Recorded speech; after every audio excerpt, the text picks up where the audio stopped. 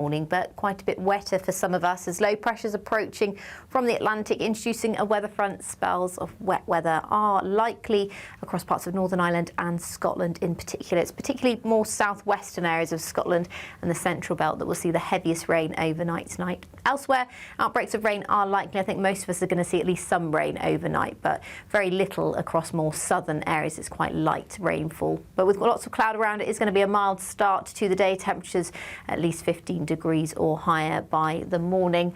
Plenty of cloud around across more northern areas, some quite brisk southwesterly winds across more western areas of the southwest coast of Scotland. Lots of cloud around, heavy bursts of rain are expected as well. As I said, it's parts of the central belt where we're likely to see the heaviest rainfall through the day.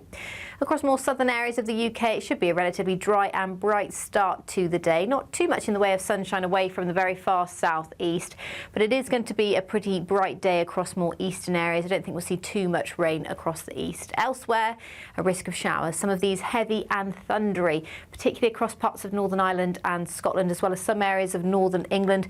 Some very heavy showers, perhaps across parts of North Wales too. Quite widely temperatures in the low 20s, 25 degrees, possible in the best of the sunshine across the south and east.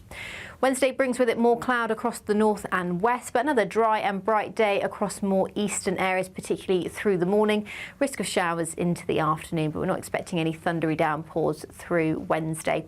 That rain then clears by Thursday to bring many of us a very sunny end to the week, with temperatures climbing once again to the higher 20s, with 30 degrees possible on the weekend. Bye-bye.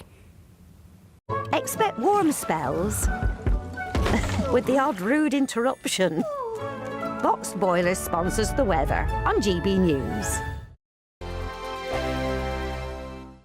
It's a Great British Giveaway Golden Summer Celebration. Your chance to win 2 fantastic prizes. There's an incredible £60,000 in tax-free cash. Plus, you'll also get your hands on a fine gold bar worth over £5,000. For a chance to win £60,000 in tax-free cash and a real gold bar, text GOLD to 63225. One entry costs £2.50 plus one standard network rate message. Or text BONUS to 63225. 5 entries cost £5 plus one standard network rate message. Go to gbnews.com/win. Entry starts at £2.50. Call 0903 686 3232. Calls cost £2.50 plus your network access charge. Or post your name and number to GB22 PO Box 8690 Derby DE1 9TT. UK only. Entrants must be 18 or over. Lines close at 4 p.m. on the 21st of August. This is a network giveaway. Entries will be pooled. Please check the closing time if listening or watching on demand.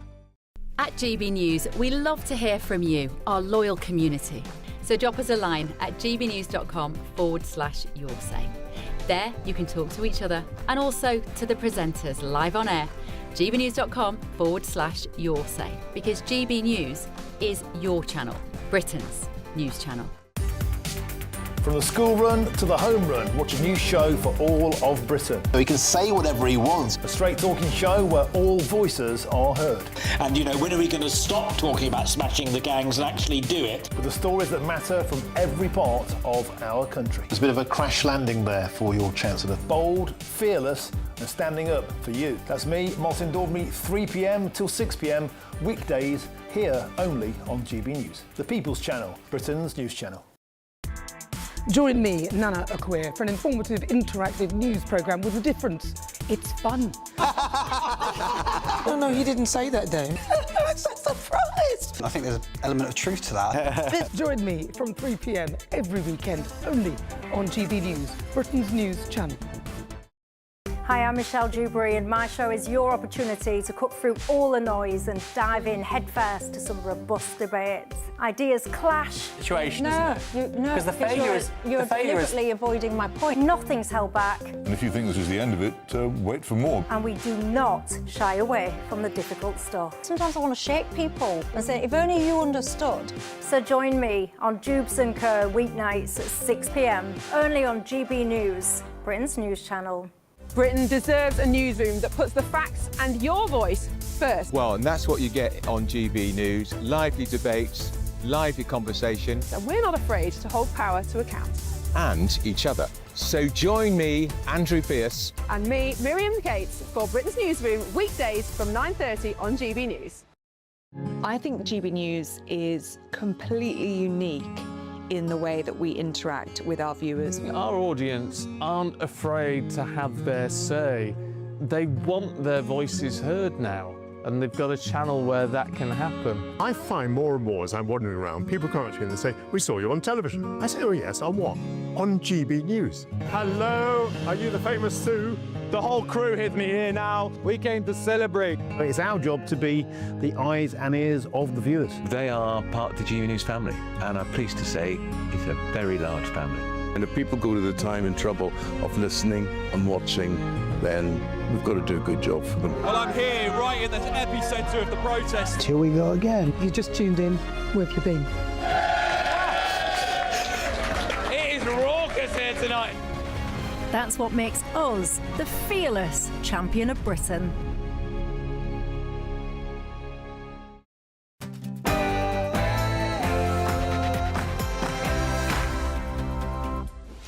Good evening, good morning, live from Washington, D.C. This is Bev Turner on GB News with the stories that are shaping Great Britain and the United States of America. Coming.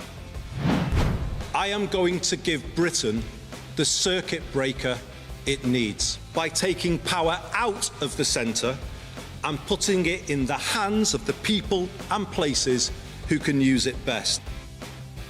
Oh, I don't know about you, but I was poised to hear that speech today. Andy Burnham asking us to imagine good growth in every postcode and hope in every heart. It was quite sort of sentimental, wasn't it? A bit nostalgic. But does he have the money to implement his vision? We're going to dive into that also tonight. Order and control at our border is not a betrayal of Labour values. It is the necessary condition for a Labour government to achieve anything it hopes to.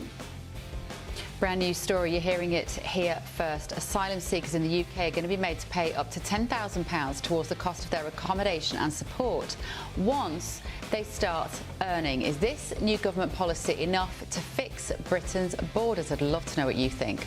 Also tonight. My first duty, the duty above everything else, is to keep our country safe and to keep our people safe. That is the top, most important duty of any Prime Minister. And the publication of the government's long-awaited defence investment plan is imminent. Sir Keir Starmer says it will keep Britain safe and secure long into the future. So why did his Defence Secretary resign over it? Also tonight. We need to start thinking again about vocational education, making sure it happens early enough. A new inquiry has found that white working-class children are being failed by the British school system. Is it time for a bespoke programme to close that attainment gap? And what would that look like? Also tonight. Men playing in women's sports. Would you believe we have an argument over that? The Supreme Court wraps up its term this week. However, it's been looking at one of the most contentious issues, that of biological males in women's sports. Like the president, many are saying, why was this even up for debate? We have got a lot to debate this evening. I am Bev Turner. This is The Late Show Live.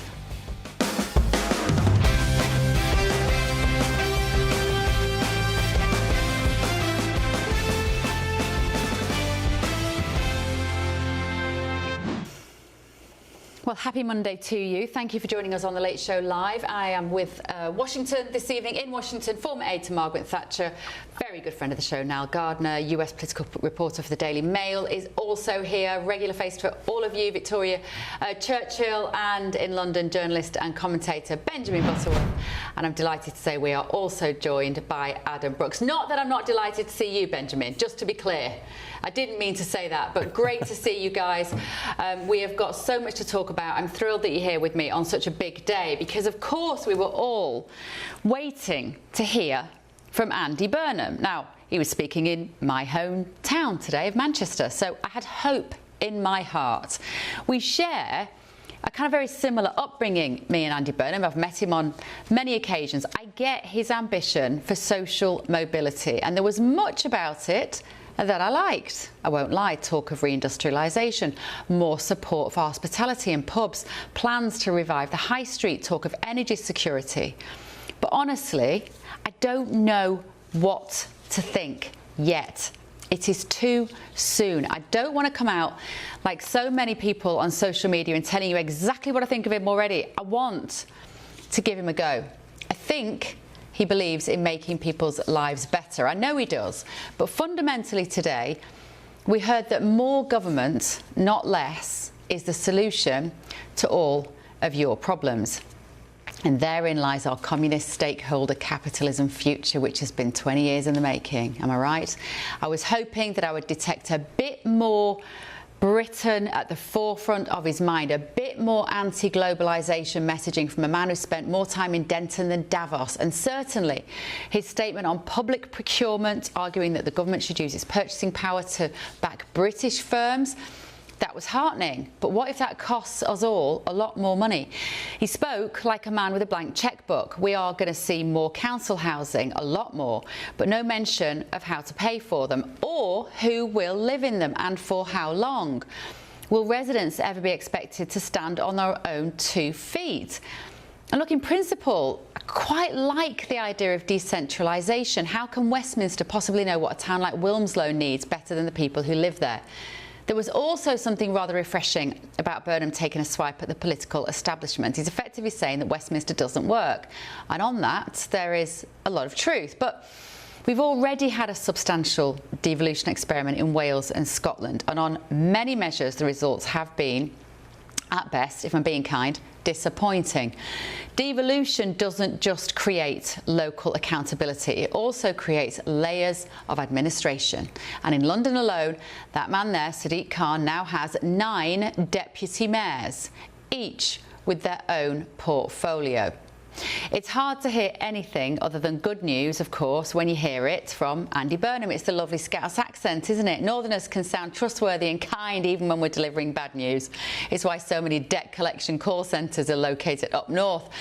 But it was also a rather nostalgic speech, wasn't it? It was romanticising the council house days when that leg up really did matter.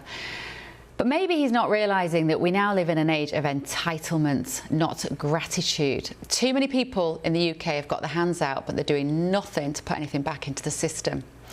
And then there's the wider question about why devolution is being pushed so enthusiastically by so many international organisations and global foundations around the world.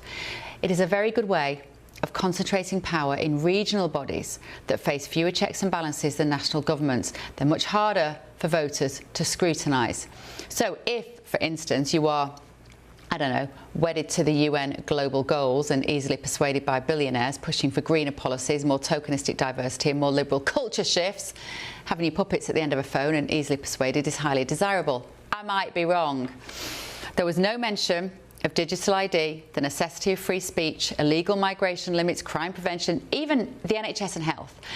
And that's why I'm not entirely convinced yet by Andy Burnham's vision. Was it just some far-left socialism, but in a lovely, warm accent, in a man who wasn't wearing a shirt and tie? Let me know what you think at home. gbnews.com/your say. With me now is former national newspaper editor David Wooding. David, thank you so much for joining me on this, what is a significant day, actually, David. We've heard from our Prime Minister in waiting for the first time. He set out his stall. What did you take from it? Well, we didn't hear that much, to be honest, Bev. It was all, as you say, a bit misty-eyed. Imagine, he said, imagine being in with growth in every postcode and hope in everyone's heart. It sounded like a bit like a John Lennon tribute band to me. But it went down really well. But then, of course, the audience were all from Manchester mostly, so he went up to his home turf to deliver that speech. So, understandably, people were feeling rather proud of their mayor. He's overseen. He's been credited with doing a good job there. So they're quite proud of him, and understandably he got a very warm welcome. But I don't know what people outside Manchester will be thinking of it. I mean, will Leeds and Liverpool and Newcastle and Birmingham think that they should have a number 10 office, perhaps? And of course, there are 55% of the English population live in the south. So I don't know what they think about the idea of moving everything up to Manchester. So it's one of those. It's one of those dreamy-eyed sort of ideas of making sure everyone's equal, and we'll have to wait and see how it works in practice. And what was interesting for me, David, is not so much what he said, it's what he didn't say. What struck you in terms of the main topics that he didn't go anywhere near, and why might that be? Well, of course, his intro is going to be brutal when he starts, and a lot of these things can't be solved by devolving power to the regions. For instance, the migration crisis, not only legal migration, but the boats arriving on the shores of Kent. These are this is one of the biggest issues, and moving Number 10 up to Manchester isn't going to solve that problem. You've got the energy crisis, that's a national thing. You've got foreign affairs, defence. The defence budget is 28 billion short. And we're hearing that Keir Starmer's going to announce the Defence Investment Plan, which is still well short of what's needed. Law and order, social care, NHS, all these issues are not going to be solved by sticking more civil servants up into the regions, I'm afraid. Who do you think might be in his top team, David? Particularly maybe the Chancellor position. Who would you put your money on for that? Well, I think he's made a very good start by appointing James Pennell as his Chief of Staff. James Pennell, for those of you viewers and listeners who don't know him, was in the Blair cabinet about the same time he was Work and Pensions Secretary. He's a very bright, talented and experienced man. He's been out of politics for 16 years, but he knows the stuff. I think he'll be a good Chief of Staff. There's suggestions the Chancellor might go to Ed Miliband. That would be, in my view, a big mistake. People are warning about Ed Miliband. Now, on the positive side, Ed Miliband did work in the Treasury under Gordon Brown, along with Ed Balls, who's now doing a job like yours, presenting on television, and he's more popular for doing that as well. But if Ed Miliband got in there, he would know how to deal with the Treasury think, the group think inside the Treasury. He will be able to handle that. On the downside, he's pretty left-wing, and he's been an absolute menace in the Department for Energy and Climate Change. And a lot of economists warn that he would spook the markets and could drive the economy into the wall. So I'm hoping he might do something like perhaps, there's a suggestion he might put Pat McFadden, the Work and Pension Secretary, in there, who's, again, very experienced, straight-laced guy who's done well at work and pensions. Could move over Shabana Mahmood, which would appease the left by moving her out of the immigration role, which is upsetting the left because she's so robust in that area. But of course, she'd be quite good in the Treasury because she'd be equally robust with ministers who are trying to get more money when there isn't any to give out. The other possibility is Wes Streeting, perhaps. Yeah. None of them strike me as massively kind of influential or significant economic and business brains. I can't lie. That's slightly concerning, David. But does he have a mandate for any of this? We've effectively seen a guy that no one has elected from the public today stand up and deliver a speech about policies that no one's actually voted for. Are we all kind of slightly missing the point? The Mirror is saying election now, I think, on the front page today. Oh, right. OK, well, there you go. Well, well, if the Mirror is saying that is bizarre, because they've been quite fawning over the Labour Party even through their bad times of the last few years. Yeah. But he did say that words along the lines of we'd have the biggest change in our lifetimes. Well, there is no mandate for that, that's for sure. I mean, nobody knew that it was going to devolve. As you rightly said before, Bev, Scotland, it's got massive debt. Wales, people are poorer in Wales than they were before devolution. It hasn't been a success. And don't forget also, England wants its own parliament. Well, no, a lot of people in England have called for English votes for English laws only because they don't like the idea that the Scots and the Welsh have got their own parliament. They get massive subsidies, but at the same time they can vote down English laws. And while they're not doing that, he's talking about devolving power to regions. England doesn't need cutting up in regions. In fact, there was a referendums on this. John Prescott, when he was Deputy Prime Minister, gave a vote on this, and everybody rejected it. They don't want another layer of politicians, another layer of civil servants, and more taxes. Yeah. More bureaucracy. David, thank you so much for joining us. Always a David pleasure. Wooding there. Great to have your perspective. Likewise. All right, let me find out what my panel think about this. Niall Gardner. Go. What did you make of it? I was thinking about you when I was watching him today. I was wondering what you were going to say about this speech. I can't say I was very impressed, Bev, and Andy Burnham may have a friendlier face than Keir Starmer. He's somewhat more charismatic, but then who isn't really? Keir Starmer's the least charismatic Prime Minister in British history, I think.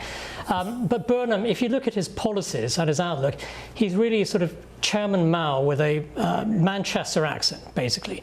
His policies are all about big government intervention, government control, nationalisation, and now he's talking about a sort of 10-year great leap forward, actually, for Great Britain. And the bottom line is this socialist government is destroying the country. Britain's in a serious state of decline under Labour. It doesn't change whether you have useless Keir Starmer or you have even more left-wing, Andy Burnham in power. The Labour Party is ruining Britain. And it's significant, of course, that Burnham did not address issues such as mass migration, deportation, soaring levels of crime and disorder in Britain. These are big issues, of course, that the British people really care about. What makes you think he's more left-wing than Starmer?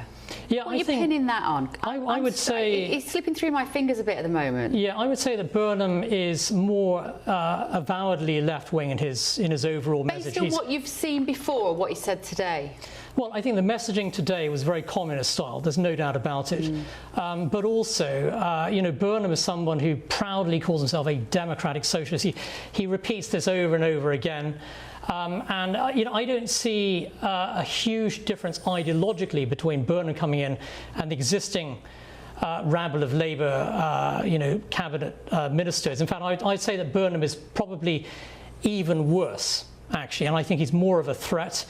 And I expect that we're going to see further British decline. It's also outrageous, of course, that there's no leadership contest within the Labour Party. I mean, this is just it's a communist style, dictatorial setup, isn't it? Benjamin, he said Chairman Mao with a Manchester accent. He's actually a Scouser now, so he has a Liverpool accent. But I'll let you off. Easy mistake to make. Do you agree with that thumb sketch there from Niall, Benjamin? Is he that dangerous? I mean, I don't know if such nonsense is really worth responding to. Clearly, he's not like Chairman Mao. I don't think Chairman Mao was famous for giving away power to local people and talking about private investment with things like social housing, which is what's happened in Greater Manchester. So, I mean, it's a ridiculous comparison.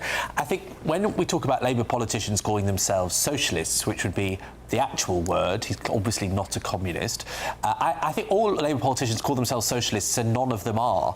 I forget which leader it was, maybe Clement Attlee, who said that Labour is not a socialist party, it's a party with socialists in it, but they're never in charge. Because of course he's a social democrat by nature. And I think what will be interesting is to see his central prospectus, which is that power and finance is too unequal. I think Britain has two key problems: geographical inequality and generational inequality. And we see that very clearly in how people voted at the last election. So over 65s are still most likely to vote Conservative, under 40s are overwhelmingly likely to vote Labour and have been for about 10 years now. And that's because of their access to assets. And he spoke about that. He talked about the fact that people can't get on the housing ladder even when they do everything that they're told, that university has become so expensive with the actual reward not reflecting the effort, and then the fact that we overpay for the basics. So the privatisation of the water industry, for a start, has obviously been a farce. I'm not against privatising things, but clearly it's not a free market and we're paying too much for too little. Yeah. So I think those are good things to start with. OK, Adam, what do you make of it? Because, of course, I was also thinking, when I wasn't thinking about Niall and his response, what it might be tonight, I was thinking about Nigel Farage watching that. And I was wondering what Farage made of it and whether he sees Burnham as more of a threat after today. What do you think? Well, I think it's quite clear that Andy Burnham is more popular than Keir Starmer. You've seen a couple of recent polls that suggest that maybe Labour are neck and neck now with reform. Time will tell whether that continues. I don't think it will. I think people were just elated that the most hated Prime Minister in our lifetime Keir Starmer had gone. What worries me, you sort of touched on it earlier, he's a WEF man, he's a WEF man, Burnham. He spoke a lot at their events. I fear that influence in British politics again. I quite like what he said about having a base up north, but I think he must live in Downing Street. Suddenly we're not going to have the King living in London, in Buckingham Palace. We're not going to have the Prime Minister living in Downing Street. For me, you know, are they trying to tell us something about how Sadiq Khan has ruined London?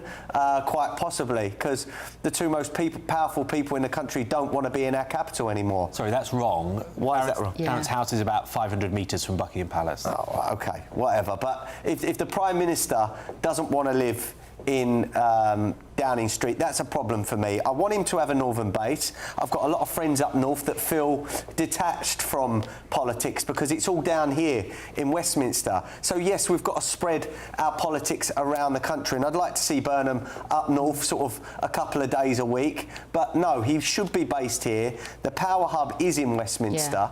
Look, he said some positive things.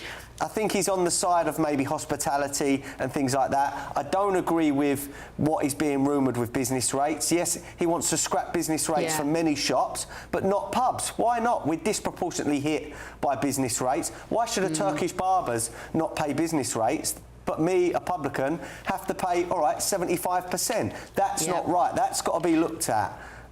Definitely. Yeah. Well, we absolutely, we'll dig into the details of it a bit more. Victoria, I'm so sorry I haven't got to my American guest on this yet, but it's probably appropriate that we heard from our three Brits at the top, but we will hear exactly what you think after the break, because still to come this evening on The Late Show Live, this.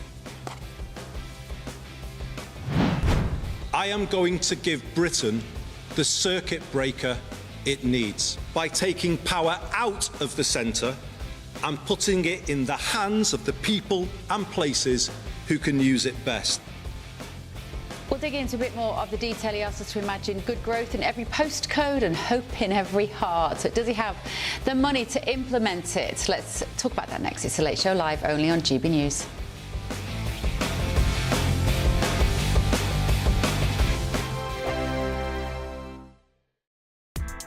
Join me, Nana Akwe, for an informative, interactive news programme with a difference. It's fun. No, he didn't say that, though. I'm so surprised. I think there's an element of truth to that. Join me from 3 p.m. every weekend, only on GB News, Britain's news channel. Hi, I'm Michelle Dewberry, and my show is your opportunity to cut through all the noise and dive in headfirst to some robust debates. Ideas clash. Situation, No, Because the failure is... You're deliberately avoiding my point. Nothing's held back. And if you think this is the end of it, wait for more. And we do not shy away from the difficult stuff. Sometimes I want to shake people and say, if only you understood. So join me on Jubes & Co weeknights at 6 p.m, only on GB News, Britain's news channel. From cold mornings to warm family brunches, from football to tennis, in the car, in the kitchen. GB News Breakfast is there with the stories you need and the conversations that matter. Anyway, let's talk business. Well, it has been a historic night in British politics. It's astonishing, isn't it? We're here again to start your day just right. GB News Breakfast. Every morning from 6 a.m. Only on GB News. Britain's news channel. Some people enjoy lazy Sunday mornings, but not me. What's the truth of the matter? So that's a very live question. Would you support him if he waters down these plans? Before the spin sets in, I'll be getting to the truth. This is personal. No soft questions, no easy answers. It's one thing if the state has rules in this country. It's another thing whether the police and others actually police them. Setting the agenda and holding those in power to account. You can't really blame her if the system is set up this way. You will not want to miss it, trust me. The Camilla Tominey Show, Sundays from 9:30, only on GB News. From the school run to the home run, watch a new show for all of Britain. He can say whatever he wants. A straight talking show where all voices are heard. And, you know, when are we going to stop talking about smashing the gangs and actually do it? With the stories that matter from every part of our country. There's a bit of a crash landing there for your Chancellor. Bold, fearless and standing up for you. That's me, Martin Daubney, 3 p.m. till 6 p.m, weekdays, here only on GB News. The People's Channel, Britain's news channel. Westminster's full of talk, but out here, it's the real world. Am I allowed to talk now? No, that's it.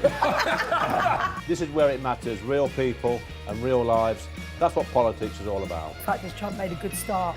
No. Straight answers, no spin, and just a couple of pints. How many fingers have I got up? About 10. So join me for Lee Anderson's Real World every Friday at 7 p.m, only on GB News. The People's Channel, Britain's news channel.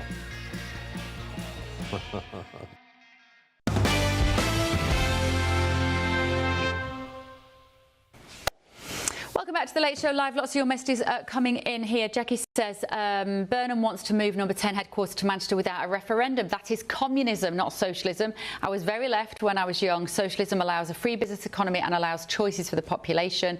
She says communism does not. Making this move to the north without a referendum seems communistic to me. Also, we need a general election. Well, we're going to be talking about that because I think it's on the front page of the Mirror. It's saying that we need a general election, which is somewhat surprising. It is, of course, the most dominant story of the day in the UK, the likely incoming Prime Minister. We could probably drop the likely, but, you know, we just have to caveat it. He gave a keynote speech at the People's History Museum in Manchester today, try and flesh out his vision for the country. It's centred on radical devolution.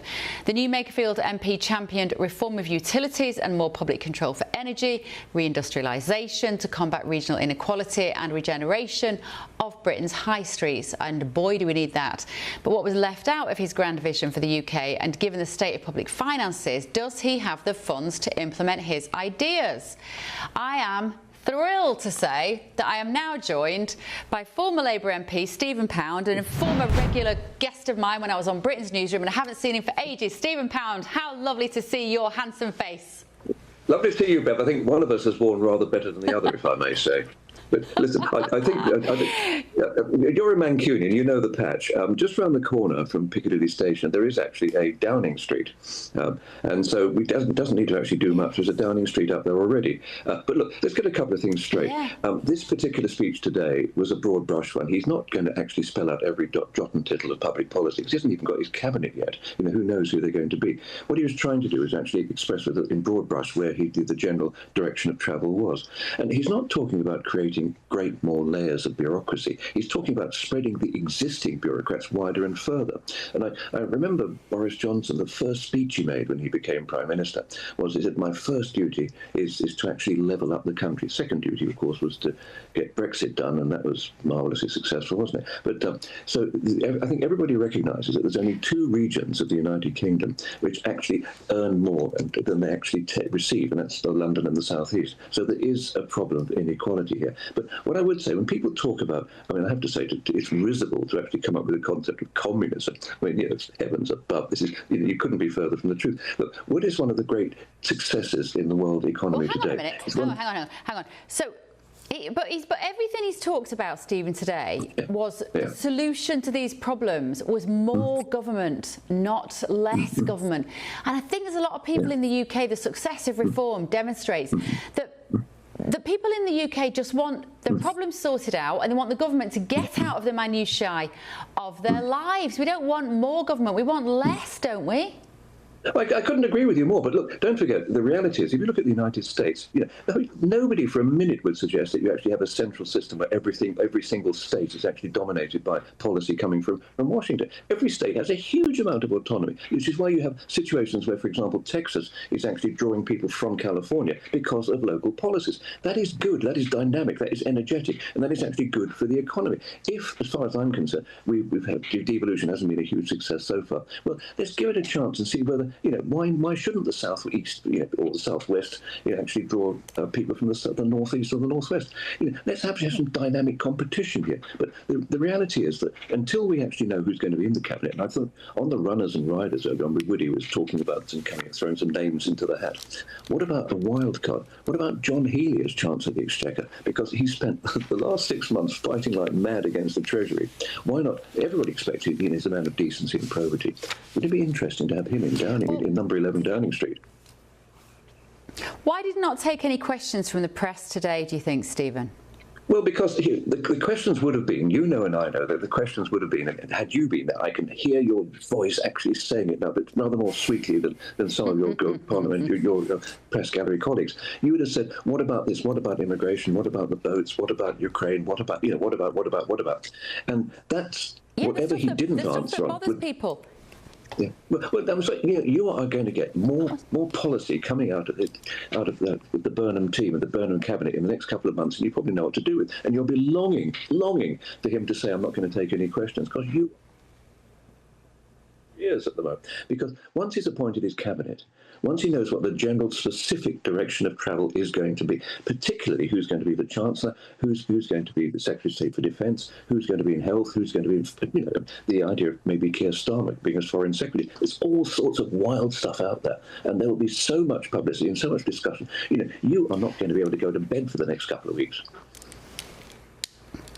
Well, good. That would be marvellous. If I can spend my days asking questions of Andy Burnham that people want to know the answers to, that would be incredibly satisfying. Yeah. But he can't avoid those big issues, Stephen. No, he just can't avoid the big issues. I mean, in 3 weeks, talking about council houses today. Hang on a minute. When he was talking about council houses today and how many we're going to have, and it was all very 1970s, and it was a lovely, a very romanticised image of the country. He should have said, if he really wants to win over the British people, we need to prioritise those for British-born families. And he didn't. And we know that in a lot of major cities across the UK, nearly 50% of our council houses now are occupied by people who were not born in the UK, so people who have not put into the system. And it is that sense of unfairness and that lack of financial justice which is enraging people, and quite rightly so. He just didn't go there. Felt a bit cowardice. Yeah. Well, now, hang on a second. The majority of councils in the United Kingdom, particularly in England, you can only get a council house if you've got established local connection. That's about 6 years. You've got to have lived here and paid here for at least 6 years. The exception being emergency temporary housing. And we all know that we're trying to phase out emergency temporary housing. Immigration to this country has gone down by 80% over the last couple of years. We're moving in the right direction. We're nowhere near close enough. But look, as for actually spelling out the details of council housing, I think he was talking about, in many ways, I think something which I think most of us would agree on, that the massive sell-off of all our natural assets, water, gas and electricity, to Germans and French companies, and to actually lose control over our own gas, water, electricity, to foreign companies, to Australian hedge funds, to German bankers, it's been a disaster. Thames Water is a perfect example of how not to do it. Yeah, it is. I agree with you on that. Stephen, steady on. I send you my love from Washington, D.C. It's so nice to see you. You do look fantastic for 104. You're aging very well. Don't worry about it. Right, I will speak to you again soon. Victoria Churchill, let me come to you on this. We've not heard from you yet on this speech today. American, working for the Daily Mail, though, here. What do you make of what Andy Burnham said today? I mean, look, one thing that we're watching here in our own elections is the rise of these so-called Democrat socialists. I was up in New York last week where 3 of Mamdani's, the New York City mayor's endorsed candidates, beat their challengers, and a lot of the times these were kind of the more, I guess, mainstream, if you can call anybody in New York City a mainstream Democrat. They were the ones that lost, whether that was based on, for example, their support for Israel and other issues like that. It just, I think, goes to show that people are in a place where they just want what looks pretty, whatever that shiny object that they're having dangled in front of them is, that's what they're going to vote for, whether that's here stateside or across the pond. Yeah. The word that did strike me today that I probably wasn't expecting from Andy Burnham, because we haven't heard a huge amount of it from Keir Starmer, is this idea of reindustrialisation of the UK. Now, Trump stood on that ticket as well, didn't he? Did you see any echoes of the vision for America that we have in 2026? Well, the idea I think that Trump presented was, of course, this made in America, America first. And I think what we've really seen is that despite some significant investment that we've had here domestically, people are finding that these supply chains that have been gone for 15, 20, 30, even upwards of 50 years, you can't really flip them on like a switch. You know, if these supply chains have moved, whether that be to China or to South America, you can't just flip a switch and have them come back stateside. You can take steps, but it's not an overnight solution. And I think, you know, in any way that it is, I think the U.S. can kind of shows kind of a warning to the UK. And you can't reindustrialise without making the UK more attractive to foreign investors and more attractive to manufacturers. That will depend on our energy policy, Niall, and that will depend on us not being absolutely wedded to green policy, because we simply cannot generate the energy that we need under that sort of vision. And your mate Margaret Thatcher got a bit of a criticism from him today as well, that she was responsible for the demise of the UK. Absolutely outrageous. I mean, hugely insulting from Andy Burnham. Who does he think he is? Margaret Thatcher is a truly great leader, won 3 general elections. Andy Burnham hasn't won anything apart from a by-election in a safe Labour seat. There's a huge difference. And the mayoral elections. Yeah, exactly. But there's a huge difference in Margaret Thatcher and Andy Burnham, who thinks he deserves 10 years in power, like Kim Jong-un or something in North Korea. And I would also add as well that, you know, Burnham's ideology, of course, net zero, far left wing. His ideology on the European Union, he spoke in the past about reversing Brexit, undermining the democratic will of the British people, rejoining the European Union. He doesn't believe in democracy at all, actually. I think Andy Burnham's overall approach is incredibly dangerous, and he's against the free market. He's against the whole idea of you know, the entrepreneurial spirit. He believes in big government, basically. To pay for big government, you need to raise taxes. That's what he's all about. You seem a bit angry tonight, Niall. No, far from it. No, but you seem like. Has it wound you up a bit because you're a fan of Nigel Farage, you like Nigel's vision for the country? Are you worried that Andy Burnham, in his roll neck and his black suit and, you know, jacket and t-shirt and his nice warm I'm a man of the people manner, is a threat to Nigel? Well, there's no doubt about it. I think that Burnham is a bigger threat than Keir Starmer, who has been on his knees, frankly, for the last few months. But having said that, I would say that Reform is still way out in front of Labour. I mean, Labour support is hovering around 20%. And that's a pathetically low figure, actually, for the ruling party. And Labour are massively unpopular with the British people, with a good reason. With a good reason, the British people don't like socialism. They do not believe in socialist domination. We've got a lot of younger people coming in, though, who think that the state is there to give them everything, and maybe they need a re-education. Right, still to come this evening on The Late Show Live, this. Order and control at our border is not a betrayal of Labour values. It is the necessary condition for a Labour government to achieve anything it hopes to. This is breaking news for you. Asylum seekers are going to be made to pay up to £10,000 towards the cost of their accommodation and support, but only once they start earning a wage. Is this new government policy enough to fix Britain's borders? We'll tell you exactly what this means. Don't go anywhere. I'll be right back.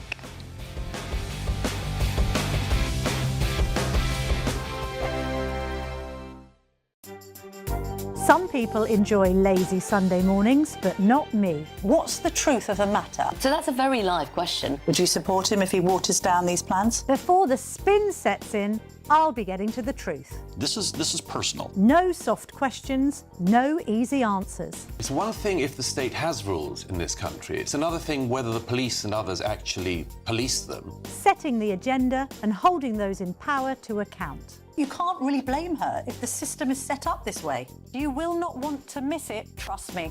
The Camilla Tominey Show, Sundays from 9:30, only on GB News.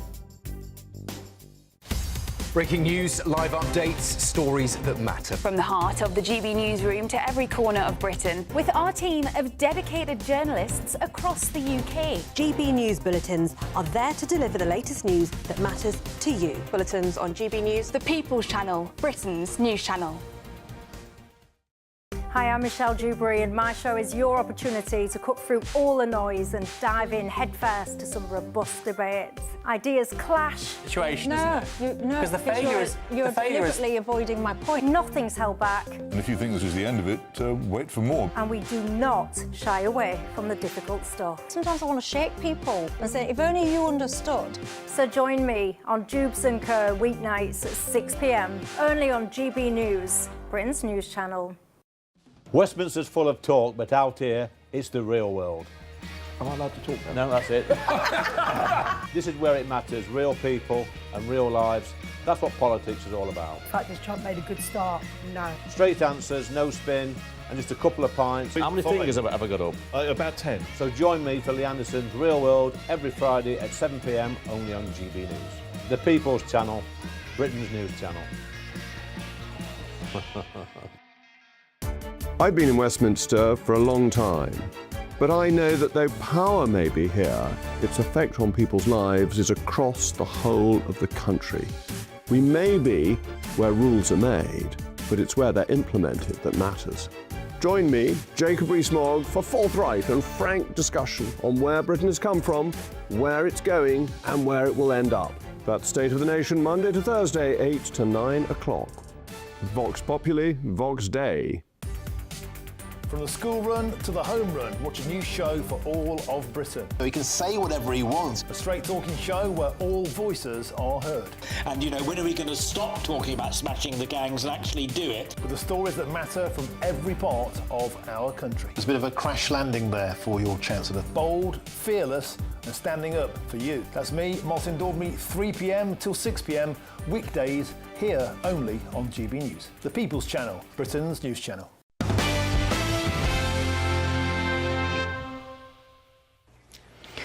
Welcome back. We've got some breaking news for you. Oh, I was waiting for the duh. Oh, I thought you were going to do the breaking news sting. This is big breaking news. Germany are out of the World Cup. They've been defeated by Paraguay on penalties. I've never seen Niall Gardner so excited about anything in nearly a year of doing this show. Niall? Well, it's great news, of course. The Germans are out of the World Cup. And they've lost on penalties. So I would call that poetic justice, really. How excited are you, Victoria? I honestly haven't been paying too much attention to the tournament. I mean, I know the UK is still in and America's still in. So don't do that to my breaking news. Honestly, they don't give me a strap and then you're not excited. Apparently that's good news, though, because if we were going to meet England, Germany in the World Cup, they always defeat us on penalties, right? So yeah, we've now the taken Germans, that possibility away. the fact they've lost on penalties is, this is a very significant development. Plus they've lost to Paraguay, and so it's a real humiliation for the Germans. So it's a great day, really. That's what you're happy about, humiliating the Germans. Right, moving on. By the way, brilliant inbox just now. Clevs has said, crash and burn 'em. That might catch on. Crash and Burnham could totally destroy this country if his socialist comic book ideas come to fruition. Crash and Burnham. Right, keep your messages coming. gbnews.com/your say.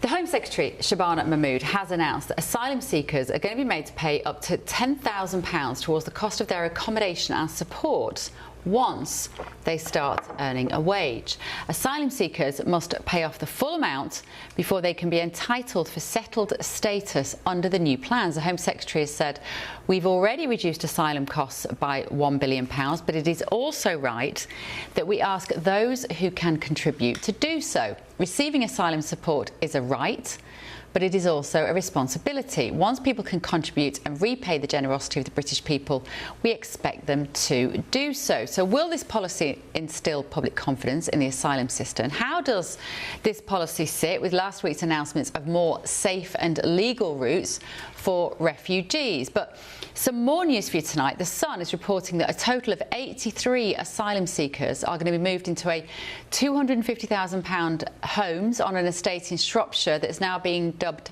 Migrant Street. This is 21 smart new build houses have been earmarked for the migrants, with locals claiming they were told the development will be for affordable housing.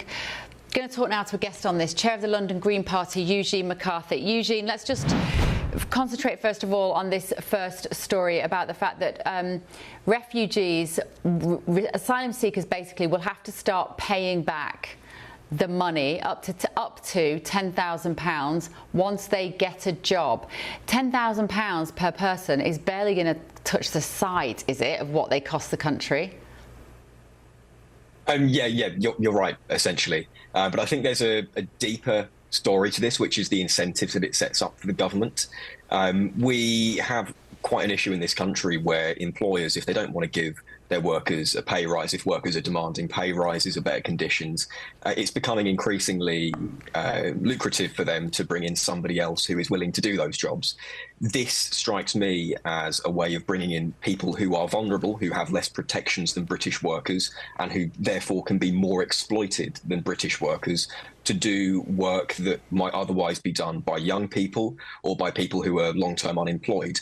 So I think there's a real there's a lack of clarity, firstly, about what kind of protections there are going to be in place for British workers and migrant workers. But as it stands, if this were implemented today, it would mean that a lot of people who come here in small boats or in other means would essentially be going into the workforce to pay off this bill for the government to take in more money. It's a completely perverse incentive. I always think about the kind of behavioural science of these policies. Will it make any difference to these people we're seeing here clamouring onto a dinghy?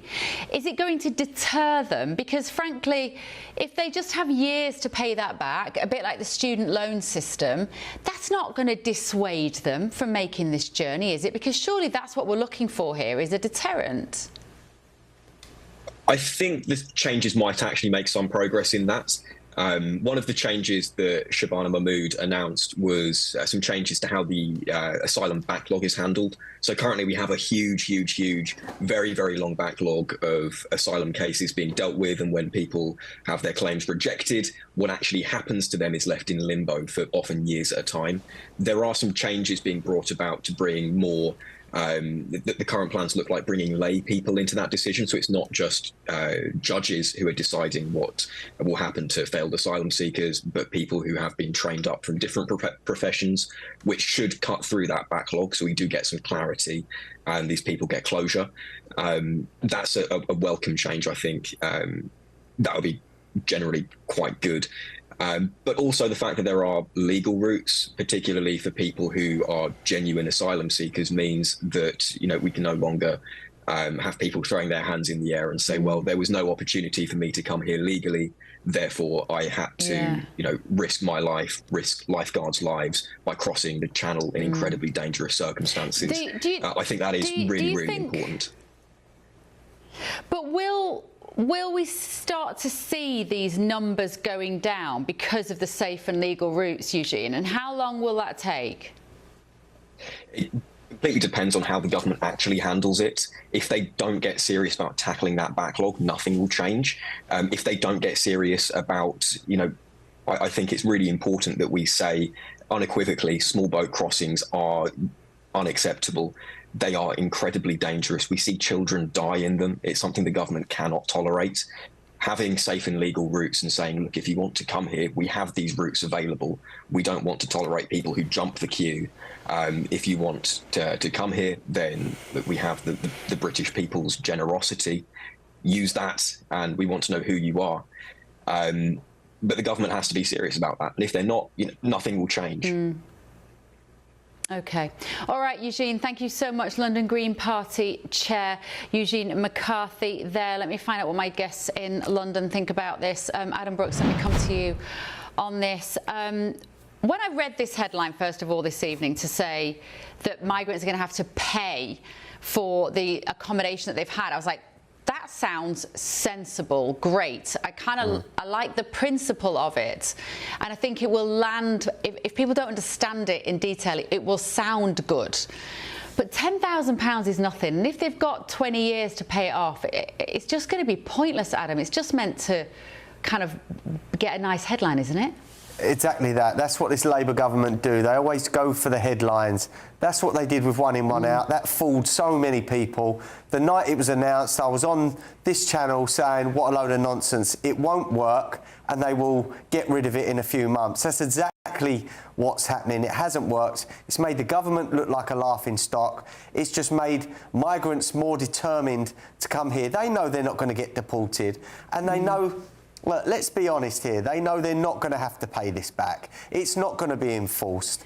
I don't believe a word this Labour government says over immigration or illegal immigration. You had Shabana Mahmood basically waving immigrants in 10 years ago in a video in Greece. We know what our personal views are. These people do not want to stop immigration. Keir Starmer's a human rights lawyer, never going to start deporting en masse. And Andy Burnham, his rhetoric up to now has been pro-immigration. He's never spoke tough on immigration. I think we've got a tough few years ahead because I don't believe a word they say. The only way we're going to deter these migrants on the beaches of France is say that you're going to get deported or you're getting nothing. Take away the benefits, take away the housing, and they won't come. And it will take a ruling party and a Prime Minister with a set of you-know-what to actually say, enough is enough. We've got foreign criminals coming here en masse. We know what you're doing. You're not asylum seekers. You're chancers. Don't bother. Benjamin, what do you make of it? £10,000 you're going to have to pay back to the government. I mean, it's nothing, is it? Well, it's obviously the right thing to do to say that they should be paying for what they've got when they benefit from it. So if they become British or they stay here for longer and they get a job, then they'll have to repay some of what they've done. But remember, Shabana Mahmood already changed the rules so that if they have things worth money when they arrive, then that can be claimed by the state to cover some of the upfront costs. So I think both of those things are sensible ideas. But it's also the case that the number of small boat people coming... Go on. What are they going to arrive with, though? But, I mean, they're not going to arrive with, you know, the family china in a rucksack, are they, on a dinghy and hand that over? Like, they've got nothing. What are they going to... a pocket full of diamonds? Come on. Yeah, I mean, that's probably the case, but at least if they do have something, the government now has the right to take it and to sell it to cover those costs. So it's better than not having that rule. But, you know, the number of small boat crossings are down 37%. The number of deportations are up. The number of people getting refugee status is down. The number of people staying in hotels is down. These are all positive steps forward. And it's slightly ironic that the people that let this get out of control are now on the front bench of Reform UK claiming horror at what's going on when they were the ones that let it get out of hand as Tory ministers. I'd just like to correct Ben there. They're not deporting the Channel migrants. They're not deporting the ones coming across on lorries. They're not. We've got to move on, but don't worry, we've still got 2 and a bit more hours to go. I've just got to give you the right of reply. The government is restoring order to the system by making record levels of asylum decisions, cutting asylum claims by 12%. And increasing removals of illegal migrants by 41%. We are working closely with local authorities to ramp up the closure of asylum hotels across the UK. Hotel numbers have more than halved since their peak, and instead we are scaling up the use of large basic accommodation for illegal migrants to reduce community impact. Oh, how I love reading out those statements. Still to come on The Late Show Live. We're going to have a look at the papers. The iPaper is going with Burnham, pledges growth, housing, and number 10 North in his vision for a rewired Britain. I can tell you that the body language of Niall Gardner on my right tells me that he's rewiring himself as we speak. Don't go anywhere. We'll find out why he's so frustrated. This is The Late Show Live. Breaking news, live updates, stories that matter. From the heart of the GB newsroom to every corner of Britain, with our team of dedicated journalists across the UK. GB News bulletins are there to deliver the latest news that matters to you. Bulletins on GB News, the People's Channel, Britain's news channel. From cold mornings to warm family brunches. From football to tennis in the car. In the kitchen. GB News Breakfast is there. With the stories you need and the conversations that matter. Anyway, let's talk business. Well, it has been a historic night in British politics. It's astonishing, isn't it? We're here again. To start your day just right. GB News Breakfast. Every morning from 6 a.m. Only on GB News. Britain's news channel. Westminster's full of talk, but out here, it's the real world. Am I allowed to talk now? No, that's it. This is where it matters, real people and real lives. That's what politics is all about. In fact, has Trump made a good start? No. Straight answers, no spin, and just a couple of pints. How many fingers have I got up? About 10. So join me for Lee Anderson's Real World every Friday at 7 p.m. only on GB News. The People's Channel, Britain's news channel. At GB News, we love to hear from you, our loyal community. So drop us a line at gbnews.com/yoursay. There you can talk to each other and also to the presenters live on air. gbnews.com/yoursay, because GB News is your channel, Britain's news channel. Join me, Nana Okoye, for an informative, interactive news programme with a difference. It's fun. No, he didn't say that, Dave. I'm so surprised. I think there's an element of truth to that. Join me from 3 p.m. every weekend, only on GB News, Britain's news channel. You want to know what's really going on in the corridors of power? Labour don't know what to do with you half the time, and that makes you quite lethal in the chamber. Get behind the headlines with Chopper's political podcast. Join me, Christopher Hope, as I sit down with the great and the good of British politics. We'll see where this ruling takes us. These are the stories shaping our nation. Chopper's political podcast, available now on all platforms. Listen in and stay ahead.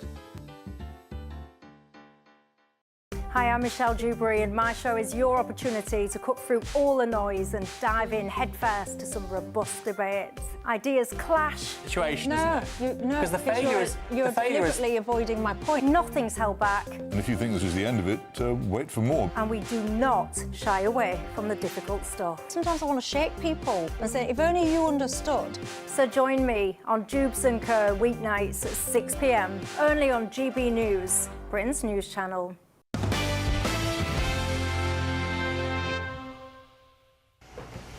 Welcome back. If you're just joining us before the break, we were talking about this. It's going to be this new rule, basically, this new law. It's going to be put before Parliament tomorrow, which is that migrants will have to pay back an amount of money, illegal migrants, asylum seekers, refugees, to be expected to be set at £10,000. The Home Office has not determined how much they would need to earn before making those monthly instalments. Niall Gardner, you had your head in your hands. Why? Well, this is yet another example of massive gaslighting from the Labour government. They put out these gimmick announcements, but of course, in reality, it doesn't change anything at all. Most British people want these so-called refugees, asylum seekers out of the country. They're coming from France, largely. Last I checked, France is not a war zone, and they've come into the UK claiming asylum status. I'm in no doubt that many of these individuals actually are very dangerous, coming originally from war zones, and they went to France.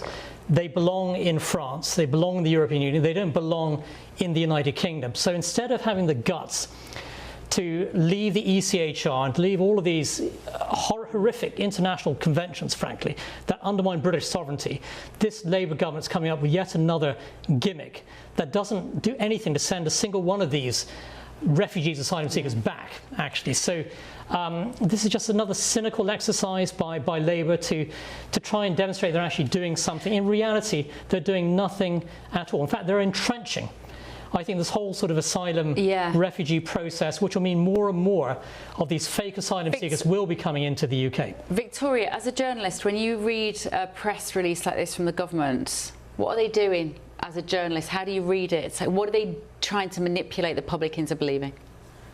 I mean, I think they're trying to manipulate the public into believing that they're doing something. But the question is, for example, right, is what is that raw number of spending that is spent on the behalf of these migrants? You know, if it's 10,000 a month, or, you know, even if it's 3,000 a month, right? If they spend 10 years paying back what they got in 3 months, that math doesn't really add up. No, absolutely.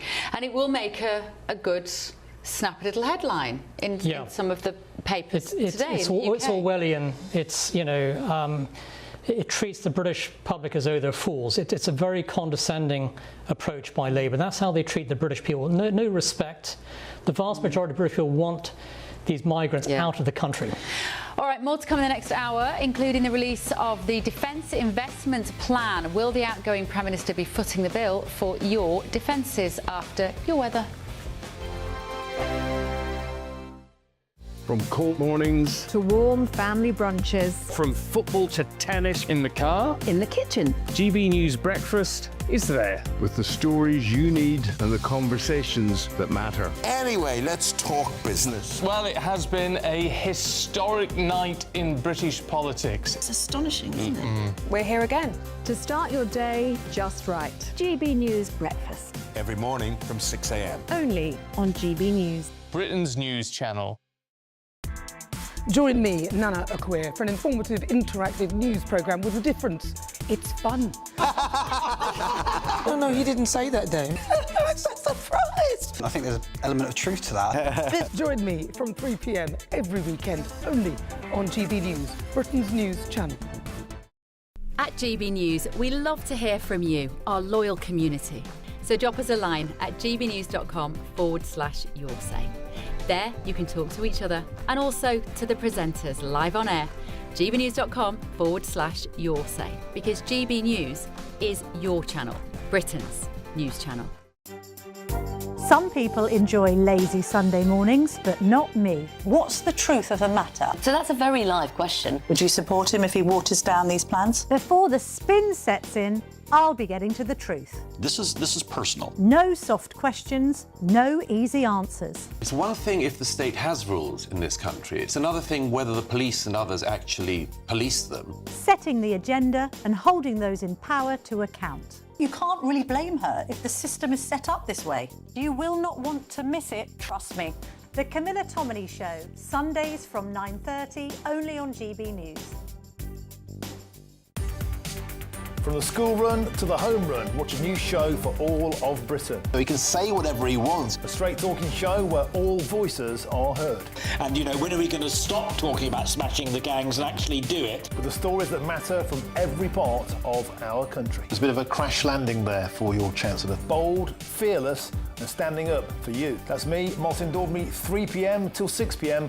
weekdays, here only on GB News. The People's Channel, Britain's news channel. Westminster's full of talk, but out here, it's the real world. Am I allowed to talk now? No, that's it. This is where it matters, real people and real lives. That's what politics is all about. The fact is Trump made a good start. No. Straight answers, no spin, and just a couple of pints. How many fingers have I got up? About 10. So join me for Lee Anderson's Real World every Friday at 7 p.m. only on GB News. The People's Channel, Britain's news channel.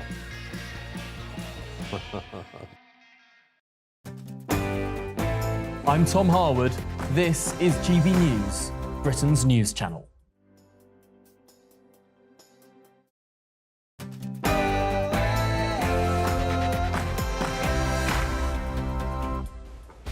Very good evening, good morning, live from Washington, DC. This is Bev Turner on GB News with the stories shaping Great Britain and the United States of America. Coming.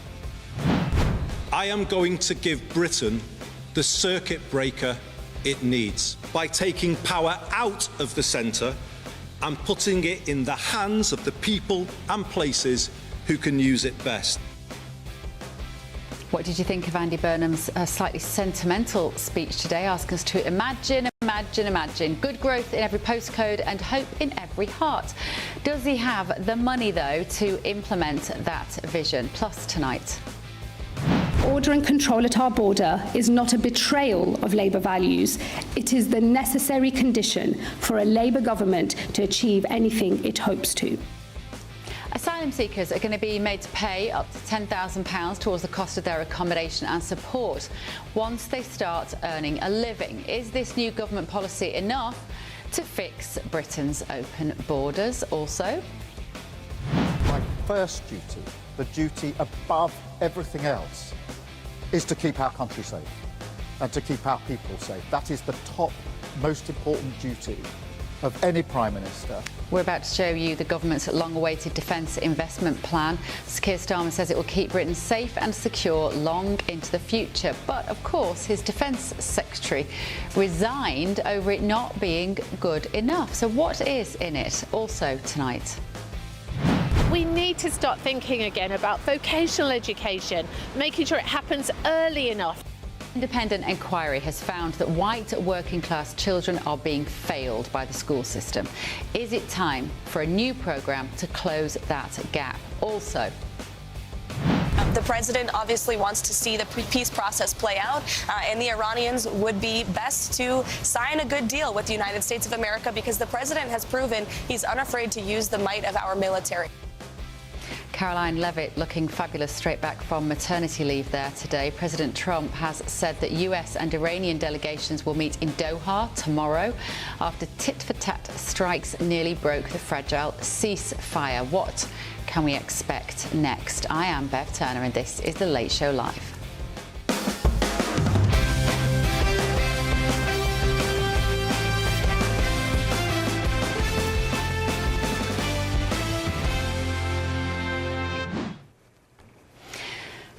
Thank you for joining me. I'm in Washington this evening with former aide to Margaret Thatcher, Niall Gardner, and US political reporter for the Daily Mail, Victoria Churchill. And in London, we've got Benjamin Butterworth and Adam Brooks. Thank you all, folks, for joining us this evening. Let's go straight to this main news. Sir Keir Starmer has said the long-awaited defence investment plan is being published on Tuesday. The outgoing Prime Minister said this will keep Britain safe and secure into the future. Under the stewardship of the new Defence Secretary Dan Jarvis, the UK will now focus on increasing the UK's use of drones and autonomous weapons. He is understood to have secured some extra money for the plan, taking the full settlement to £14.5 billion. It is markedly, of course, short of the £28 billion officials previously said was needed. Now, don't forget that John Healey, the former Defence Secretary, resigned recently over this. He quit in protest. He said he did not believe the plan provided enough for the UK to fund its armed forces and meet future threats. So who is right? Let's talk now to the contributor editor at Defence on the Brink, Elliot Wilson. Elliot, very good evening to you. It's a tough job this for Dan Jarvis to sell this. He's got to accept it. There's nothing he can do. Is that going to be enough, do you think, to protect the country? And I also wonder, actually, what President Trump will think of it here in America. He's always keen for Europe to spend more. Well, it's clearly not going to be enough because, you know, as you said, the MOD asked for 28 billion. We're giving them 15 billion. But I think there's a very odd thing going on because 3 weeks ago when John Healey resigned, this was a completely different plan, it would seem. And that one had taken them, you know, more than a year to put together. Now, in the space of 3 weeks, Dan Jarvis comes in, and Dan Jarvis is a very good man, very honourable man. But how he's somehow now transformed this plan, apart from getting an extra £1 billion, which is welcome, but a small amount in the scheme of things. How he's transformed it into something completely different, which is also still great, by Keir Starmer's estimation, is not entirely clear. There seems to have been a big shift towards getting equipment out to the troops in the front line immediately, or at least as soon as possible, which may mean there's some lack of investment in replacing old equipment, which was certainly, we're being told is going to happen for Navy. I mean, the cancelled destroyers and frigates. I mean, it's difficult to understand just how different this plan is from the one that John Healey saw and felt was unsustainable and wasn't safe. So I think that the government needs to pick a lane, or at least to pick a story at least, and stick to it, rather than saying it was fine then, it's different, but it's fine now. Elliot, just explain to us, if you would, a little bit about this investment in drones and autonomous weapons. What does that tell us about how the UK views future conflicts? I think, you know, when the Ukraine war started full scale in 2022, there was an extraordinary development of drone technology, and that really has dominated the conflict in Ukraine. And I think a lot of Western countries have realised they're a long way behind. Not just in terms of technology and design, but in terms of stocks of these things, because you go through drones at a tremendous rate because they're essentially, a lot of them, disposable.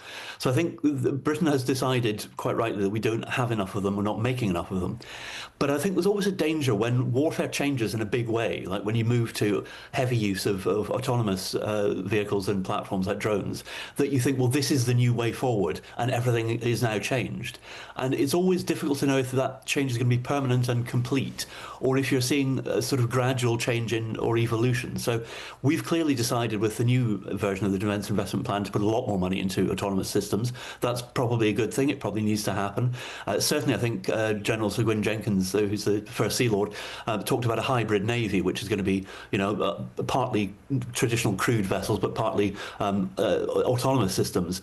But I think the Navy's been forced to make difficult choices because there simply isn't enough money in the plan as it is. So they've had to go for drones and autonomous systems in a big way, but it means they've had to cut back on traditional shipbuilding. I think that's going to be a real problem for them as the rest of their duties come into view.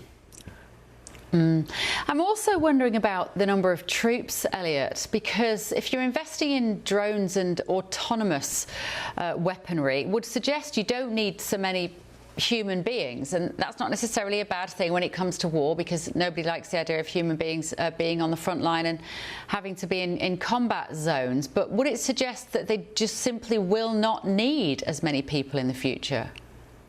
I think that's probably going to be the case, but I think in terms of the Navy anyway, this concentration on autonomous systems is partly an admission that they are under resourced in terms of personnel, that they can't recruit enough people.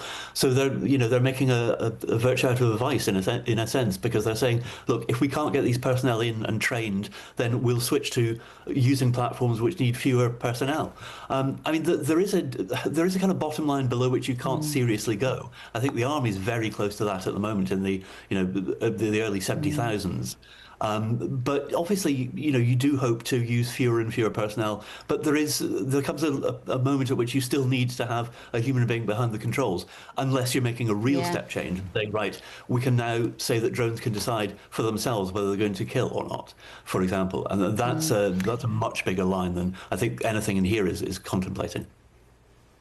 And Elliot, I don't know whether you heard Andy Burnham's speech today, and we didn't hear a huge amount on some major topics from him, and of course defence was one of them.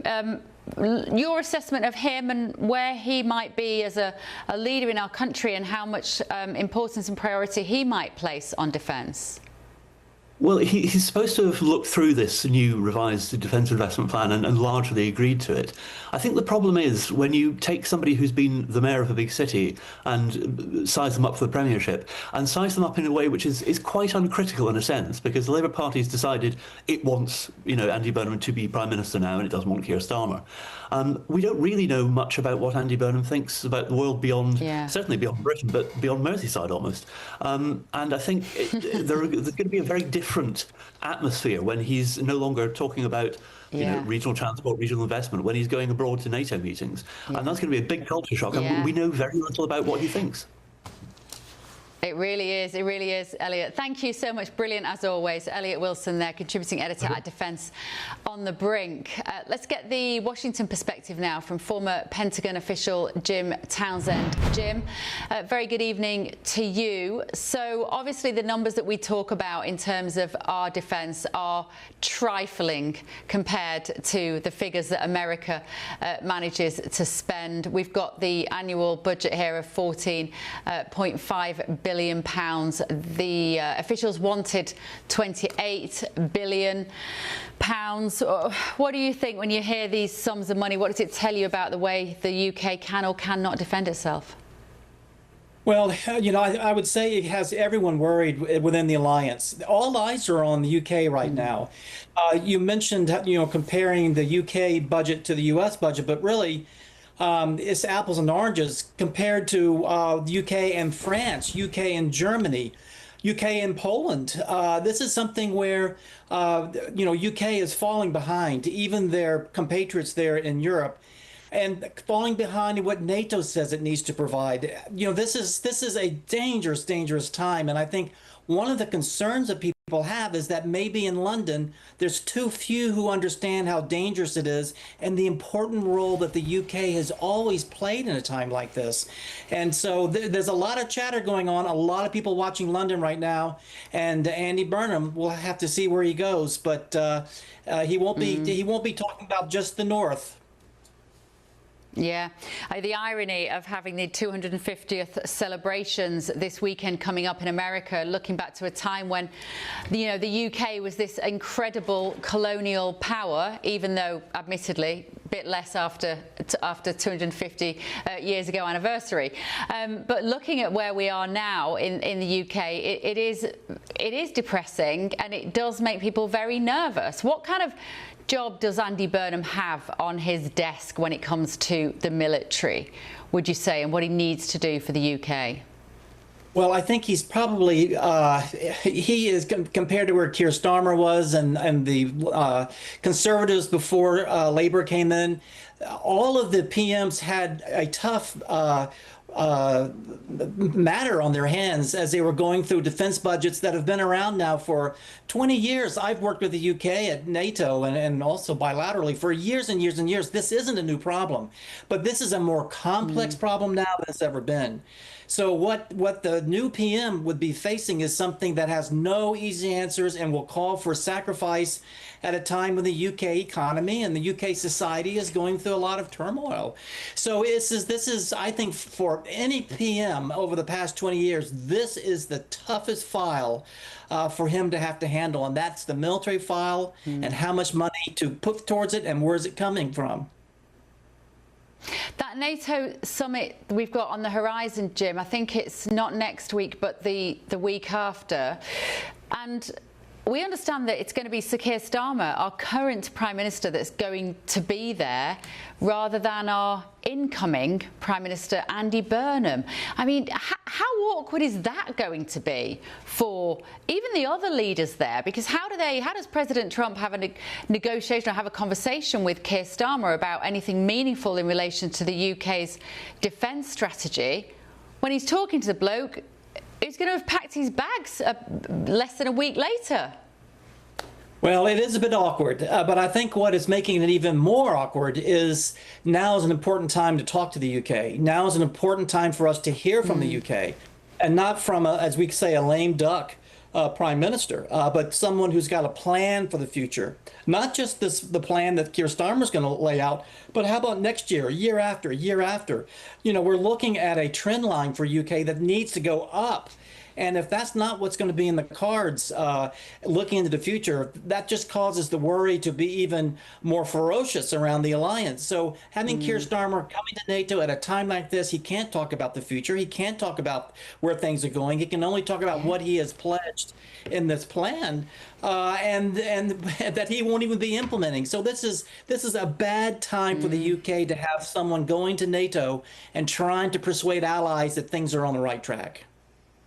Yeah, Jim, brilliantly put. So it's so crucial, that summit, and it's so embarrassing that we're sending a lame duck out there to have these important conversations for us. Jim, thank you so much. Jim Townsend there, former Pentagon official. Let me just press you on that a bit, Niall. When you actually put it like that, it is so embarrassing that we're sending out the Prime Minister. He's got no power. He's going to have no influence. Yes. What are we doing? Yeah, I mean, Keir Starmer is just, a pathetic lame duck on the world stage now. And we're likely to have Andy Burnham coming in, who doesn't have any experience at all as an international leader. And at the same time, the levels of UK defence spending are pathetically low. If you look at how much the UK is spending, it's about £60 billion a year. The United States spends about $1 billion. $1 trillion on defence a year. President Trump's calling for a $500 billion. Yeah, it's $1 trillion a year. It's just slightly under $1 trillion. Can you just right now carry on looking after us, please? Let's not fall out with you. We're really going to need you, Victoria. Yeah, and so if the UK was to match per capita US levels of spending, it would have to at least double, even triple, British defence spending. President Trump is calling for an increase in the US defence budget of $500 billion. That's serious money. $500 billion, yeah. The UK under this Labour government is no longer a serious military power. This is the reality. We need more armed forces. We need more tanks, planes, jets, ships. But of course, all Keir Starmer is offering is some more drones. That you're not going to win a war just with drones. So The UK has been absolutely humiliated by this Labour government. Britain is on its knees. It's an absolute disgrace. Have we just basically, I mean, joking apart, I'm joking about the fact that we need you Americans. Isn't the reason we've got into this situation because we've been complacent about the fact that you will always be there to support us if the worst were to happen? I mean, I think what we saw with Sir Keir Starmer is that the relationship was not reciprocated, right? You look back at, you know, he wasn't willing to help out with Chagos and all of those things that he's seen over the last few months. Trump has gone frustrated, but I think there's definitely a reason as to why he's frustrated. But the other thing that I want to point out is, you know, we talk about these big crazy numbers. I've been talking to lawmakers on Capitol Hill, and they want to see what they're really considering to be a generational investment in U.S. defense spending. You know, they're only looking at not only replenishing everything that's been spent during the conflict in Iran, but they're also looking at kind of a backlog of maintenance and supply and training that exists from particularly the Biden administration, where, you know, they really felt like the defense readiness is not at the level where they would like to see it. Yeah, I can see that. Let's ask the London boys what they make of this. Benjamin, over to you on this. I mean, Dan Jarvis, good bloke by all accounts, decent man. He's got ex-military, of course, himself. He should know what he's doing here, but can he do anything with such a small amount of money? Yeah, I mean, Dan Jarvis has put his life on the line for the country, which is more than I think any of us have done, so we owe him due respect for anybody that does that. I think the failings to recognise the vulnerability that Britain has and underinvestment in our defence go back far longer than the last 2 years. The numbers fell considerably during the years of Tory government because they thought it didn't need to be a necessary expenditure. I think the fact that Keir Starmer, that is, hasn't agreed to put enough money in, or Rachel Reeves for that matter, is arguably one of the reasons that he's finally leaving Downing Street, because you know, the resignation of John Healey, he was so widely respected, was pretty bad for him. Now, we spend about £62 billion a year on defence, which is, of course, a lot of money. But I do think that, you know, the world has changed rapidly. We have the highest number of wars around the world, the highest number of conflicts since the time of the Second World War. And so, quite frankly, I think any government should be prioritising this pretty urgently. And I think it is a mistake that Keir Starmer made. And we can only hope that, given the way in which Andy Burnham has come in, he recognises that and puts some meat on the bones in a couple of weeks' time. Willie, Adam? We've got no money, Bev. I don't know where this money's going to come from. But look, what the last 3 months has shown the world is that we are no longer a capable military country. We couldn't even send ships to Iran. When our ship got there, it broke down. Most of our submarines are stuck in port. They're broken. Now, if the Falklands wanted to invade, if Argentina wanted to invade the Falklands, we couldn't get any ships there for weeks, and that's if we were able to in the end. Now, drones are not going to stop something like that, so there has to be a mix. We need hardware, we need vessels, we need tanks, we need the traditional weapons. But yes, we do need to invest in drones as well. You've seen in Ukraine how Ukraine have used these drones as well. But where is this money coming from?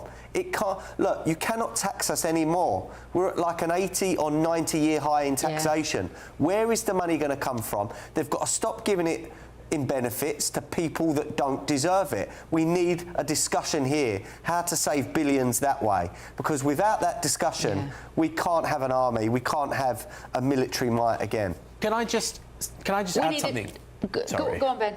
I was in Ukraine a week or so ago, and you know, just to give a little less negativity, the Ukrainians I spoke to could not have been clearer about how they considered the United Kingdom their most valuable ally. And they spoke of how 3 weeks prior to Russia's invasion, we sent NLAWs, which were vital to them surviving the initial days of Russia's attack. And so, you know, the idea that we don't have any military pride and success is wrong, because thankfully we had an incredibly proud involvement, and still do, with Ukraine. And I was moved to tears at times when I was there. People were so grateful for Britain, and so we can have that role in the world. And I'd also just add that when it... Go on. Well, we could defend ourselves. What do we get in return for that? What do we get in return for that, Benjamin? Security. I want to ask a really harsh, brutal question. What do we get in return for our immense generosity in Ukraine? Well, it's not a matter of generosity, it's a matter of security. And we have the buffer zone, as Kissinger put it shortly before he died, in fact, the buffer zone between Europe and NATO and Russia, which is a dangerous imperial power that would not stop at Kiev if it got it.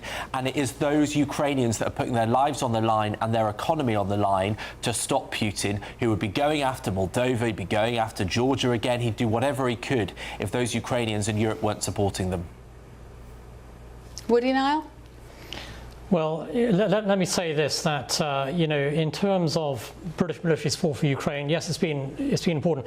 The United States, of course, has given over $100 billion of military assistance to the Ukrainians.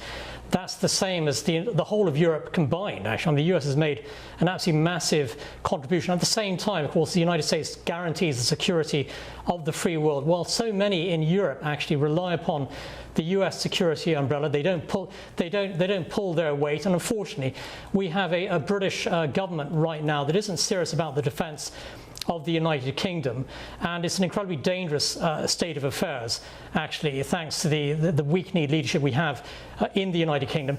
At the same time, the United States, of course, stands up on behalf of the entire free world, defends the free world, but the American people want to see all European nations, NATO members, stepping up to the plate and taking responsibility for their own defence. But we're not seeing that right now.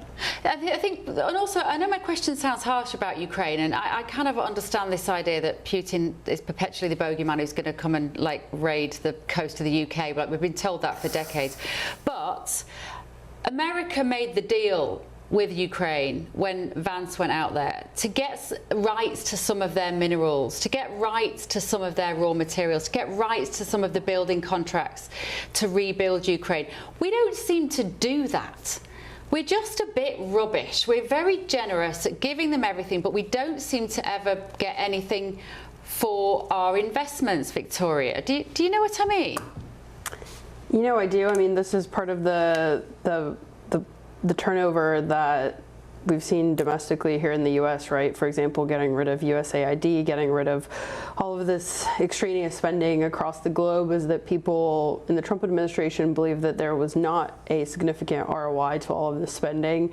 You know, as the American in the room, I have to say you can just try not having free health care. I know getting that in reality is about as tough as, for example, for us Americans getting rid of Social Security. But if you do want to have generational changes in the way that budgets are allocated in federal spending, whether that's here domestically or across the pond, you have to be willing to explore these big ideas that may not seem palatable to anybody that's trying to win an election, whether that's in the next few months or even in the coming few years. Yeah, the NHS, oof, you'd never, don't think you stand on a ticket, would you, of saying we're going to dismantle the NHS? Like you say, nobody would ever get voted in on that.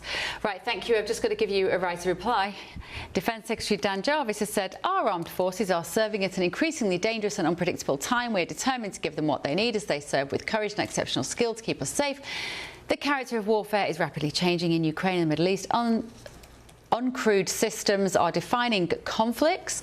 This largest ever UK investment into these evolving technologies will help our armed forces stay ahead of our adversaries, backed by the defence of our defence industry. We're giving our extraordinary people the equipment they need to fight and win. Do hope you're still awake after that statement. Now, President Trump took to Truth Social today to say that Iran has requested a meeting. It will take place tomorrow in Doha. But a spokesperson for Iran's foreign ministry has said that no negotiation meetings are scheduled with the US, directly contradicting the president. This comes after the two sides traded attacks over the weekend, putting a strain on the already fragile ceasefire between them. So is Secretary of State Marco Rubio and Special Envoy Steve Witkoff set to represent the US in the talks? Can we cling on to hope that the ceasefire will endure? Let's speak now to Editor-in-Chief at the Foreign Desk, Lisa Daftari. Lisa, you've said this all along. You cannot trust this Iranian leadership, and every time President Trump says something, they are increasingly coming out and undermining him and saying that he's not telling the truth. Lisa, your assessment of what's going on here? Absolutely. I mean, how many times does this have to fail for us to walk away, and for them to know that we will walk away, number one, and number two, that we do have the appetite to go back to full deterrence, military, economic, and so on. There's something missing here, right? It seems as though we are obviously in this phase of full diplomacy. I get that, but everything we are offering them, we give them even more on the outset. The MOU looks like a gift. It looks like their wish list come true. And then you see, as you said, brazen behavior, rhetoric, and going against what Donald Trump is saying. If they in fact ask for these talks, it would be a gift. Why? Because they are the ones who transgressed. They went against the ceasefire. They broke the ceasefire, and now we're giving them yet another chance to sit and talk diplomatically to come to a resolution. In the meantime, they are the ones who are buying time, and that gives them the advantage. But you know, I know there's more to this. I know that Donald Trump, Marco Rubio, Pete Hegseth, they all understand the enemy. They understand who we're talking to and who we're dealing with. This is the reason why they decided to start this war to begin with. I know previous administrations before them had similar facts and data at their disposal, but they decided to kick the can down the road, and here we are. So I do hope that whatever happens tomorrow, that they do get the message that there will be full deterrence, that there will be all the tools of statecraft at the president's disposal going forward. And if they do find an empty seat, perhaps if the delegation arrive in Doha tomorrow and the Iranians aren't there to negotiate this, how humiliating would that be for America? You know, I think Donald Trump can easily pivot from that and say, you know, we gave diplomacy a chance. It would help him domestically, because I know there are many who are against this war domestically. I know the moderate Arab states are against this, are going forward to escalate. So that would help him in that capacity as well. But look, there has to be some sort of resolution here that benefits the United States. The Abraham Accords was Donald Trump's major accomplishment in his first term. If we have that vision in sight, if we have that vision for the Middle East, that is what keeps me optimistic about all of this. I know he gets it. And I know that the moderate Arab states who became signatory to the Abraham Accords, they get it too. We cannot move forward. We cannot establish a secure and stable Middle East with the status quo. This regime, the one good thing I can say is at least they're showing us who they are during negotiations. They're not even pretending to play along to get the cash and the sanctions relief up front, which is a good thing, right? So I know that, again, that deterrence has to be reestablished. The foot has to stay on the neck of the regime, and they have to know that we have the appetite to go back to all of it once again if they don't play along.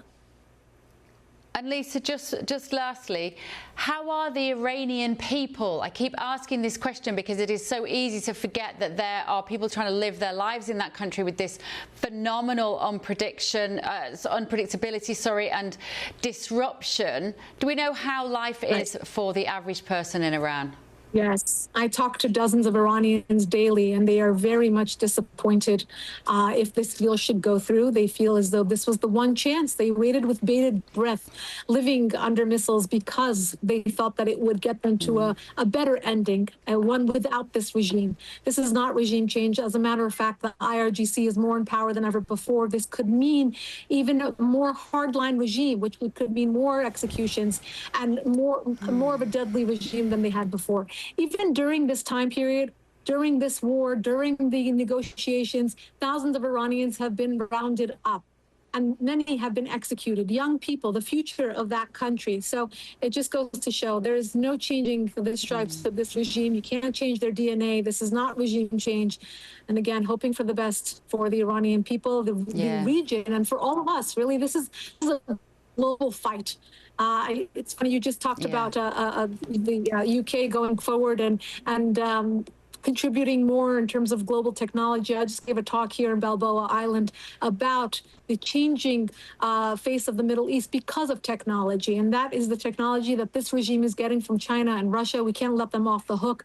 If we are able to defeat this regime, we will send a clear message to Russia and China as well. It will reestablish the West and, of course, U.S. deterrence in the region and globally. Brilliant, Lisa. Thank you so much. Lisa Daftari there, Editor-in-Chief at the Foreign Desk in Balboa, I think she said she is at the moment. Let me ask my panel about this, Victoria. War doesn't follow a script, and President Trump would have known that when he started this attack on Iran, but this has very much not gone according to plan, has it? Is that fair? I think that's very fair, right? I mean, we've talked for months now about the original 4 to 6 week timeline that he gave. You know, you talk about a script. This is a man that spent most of his life in reality TV. He likes to have things go according to plan, according to what he thinks they should be. He likes to lay it all out. We saw it at the G7 a couple weeks ago. He likes to walk in and say, I'm the boss. And unfortunately, in real life, particularly when you're dealing with a force that is so aggressive and so, you know, really ruthless, right? These Iranians, they have nothing to fear. Even death, I think, doesn't seem to scare them, because they believe in, you know, whatever afterlife that they're doing in the service of, right, God. It's all theological. So they're not scared of death. They're not scared of ruining their country entirely. And I think that's something that Trump has, I don't want to say underestimated, but I think it's something that he did not make full considerations for, because I also think when you look at how he's dealt with other Middle Eastern nations, he's been able to get most of them to come to the table. And contrastingly, we've seen most of them even come to the US's side during this conflict with Iran. But Iran itself, it just, so far at least, happens to be the nut that America can't crack. In terms of that time scale that Victoria just mentioned then, about the fact that President Trump said it will all be over in 5.5 to 6 weeks, the administration do keep saying that was the period of time that we executed Operation Epic Fury. They say the bombing period, that destruction of the regime and their military capabilities and their defence capabilities, their navy, that was actually within that timescale. But what's dragged on, Niall, is everything else. Operation Economic Fury, all the negotiations. And as Lisa Daftari quite regularly says, you can't treat these people like an equal. You can't trust them to negotiate fairly. How do you deal with people like that? Well, that's the thing. I mean, we're dealing with a monstrously evil and barbaric, savage regime in Iran. That's the reality.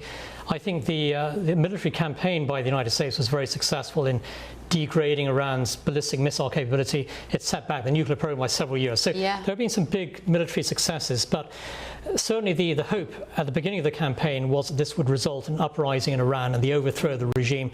That didn't happen, and that's because of the brutality of the Iranian regime. The Iranian people were too afraid to rise up.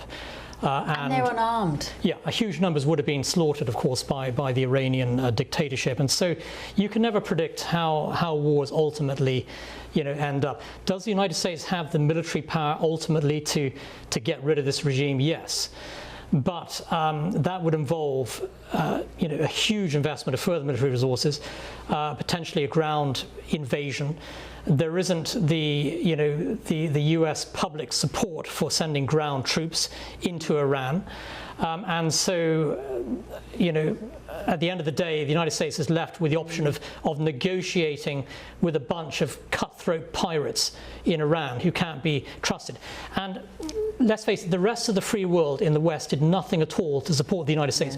If the entire free world had stood together with the United States against the Iranian regime, maybe we'd see this regime out of power right now. But the rest of the world has done nothing at all. Once again, the US has done everything alongside Israel and the Gulf states.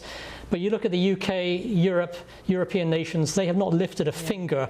And this is a key reason why this horrible, evil regime is still in power in Iran, is because most of the free world can't be bothered to do anything about it. It's a very good point, Adam Brooks, isn't it? That actually maybe if the West had got together and supported America, this might have been sorted out more quickly.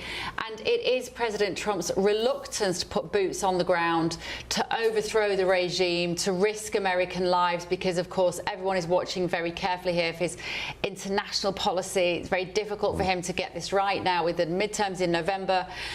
What does he do now, Adam? Well, Trump a few weeks ago said it's very hard to negotiate with Iran because you're dealing with different factions.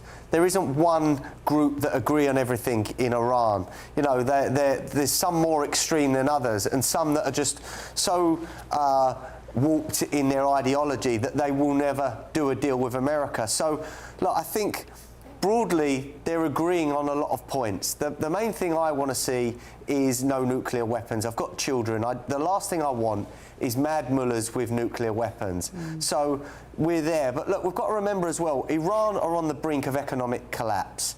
I think their inflation is anything between 40 and 70% for some things. So they cannot carry on doing this. Their currency is near collapse as well, or it is at very low levels. So I think Trump is trying to play some sort of long game here. He's negotiating, but every time a ship or a vessel is targeted in the Strait of Hormuz, they have to be seen to react. And look, it might be one of the factions that are not agreeing with the main leaders in Iran that is doing these attacks on the ships. We don't know. So I don't think it's as clear as everything that we're being told. But look, Donald Trump must not put American troops on the ground there. That would be a disaster, and I think that would spell the end of him, because as soon as body bags start arriving back in America, that's it. Yeah. He cannot do that. That would be suicidal. Yeah, but Benjamin, what do you think of this as we go into the, another week of this conflict? Well, look, I supported it in the first place because the IRGC is one of the greatest evils in the world and is a threat to the West as well as its own people. But ultimately, the problem with trying to negotiate with, religious fanatics, extremists like that is that for them survival is success. The idea that their people are suffering, that their economy is collapsing, their currency is near worthless, doesn't really matter to those people. They just want to keep having the power and the control. And it seems obvious that Trump didn't have, well, he clearly didn't have sufficient strategy because it hasn't got rid of them. He went in there telling those Iranian people that we're coming to save you. We will try and get over the line what you failed to do, what you were unable to do in regime change. And yet, in the last couple of weeks, he said regime change was never part of why I did this. Now, if you imagine you were some of those ordinary Iranians who'd seen 40,000 people killed in just a matter of weeks for trying to rise up against these despicable leaders, and you had that moment of hope that Trump had come in, that the US and its almighty force was going to help you, and it didn't happen. And now it rather looks like he's selling them up the straight, because he is going and made concessions that mean that some sanctions will be lifted, up to $300 billion for reconstructing the country. And when you talk about what caused those uprising, it was the people being unable to afford bread and basics. Well, actually, the money they're going to get now may well shore up the regime in the short term, because life will get a little less uncomfortable. I don't think it solved any fundamental problems. I don't believe a word that people in the IRGC and the leadership in Iran say, because I think they'll get this money, then in a few years' time, when they've had a chance to rebound, reorganise, you'll see the same problems. Yeah, probably. Right. Thank you, guys. Still to come this evening on The Late Show Live. We need to start thinking again about vocational education, making sure it happens early enough. Has found that white working class children are being failed by the school system. Is it time for a bespoke programme to close the gap? We'll talk about that after a quick look at your weather.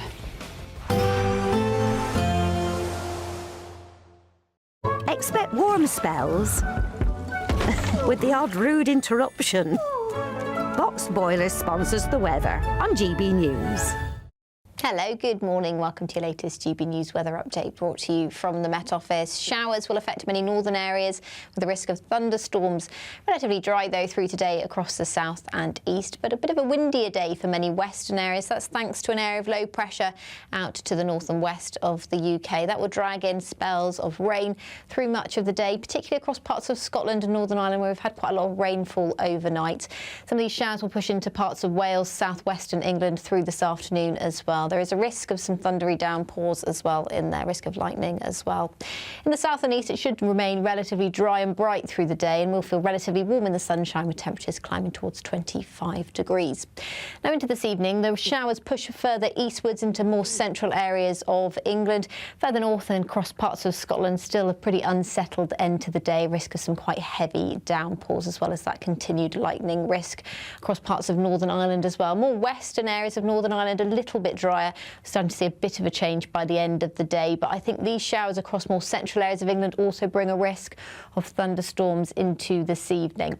Those showers will continue eastwards overnight, pushing into more eastern areas of England for a time, though they do start to fade away once the sun goes down. And for most of us, it's going to be a pretty dry and clear night, though cloud will thicken across more western areas, particularly across the coast and the high ground. Could see some drizzly rain overnight, but across many eastern areas, clear skies for many. So a bit of a fresher night across the east into tonight. Further west, though, still relatively mild.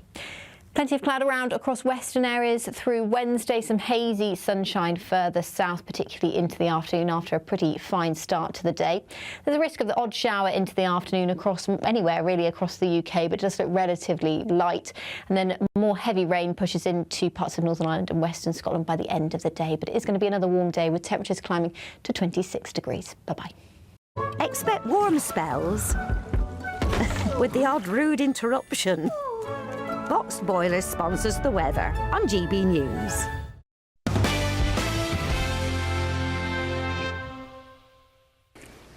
It's your fault, Niall Gardner. It gives me Maltesers in the break.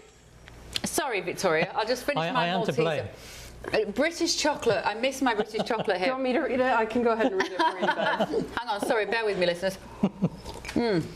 Right, okay. A new inquiry. Thank you, Nell. A new inquiry has found that white working-class children are being failed by the school system. So white British pupils on free school meals are half as likely to pass their English and Maths GCSEs as pupils who are not receiving free meals. The report has pointed to a white working-class disadvantage gap.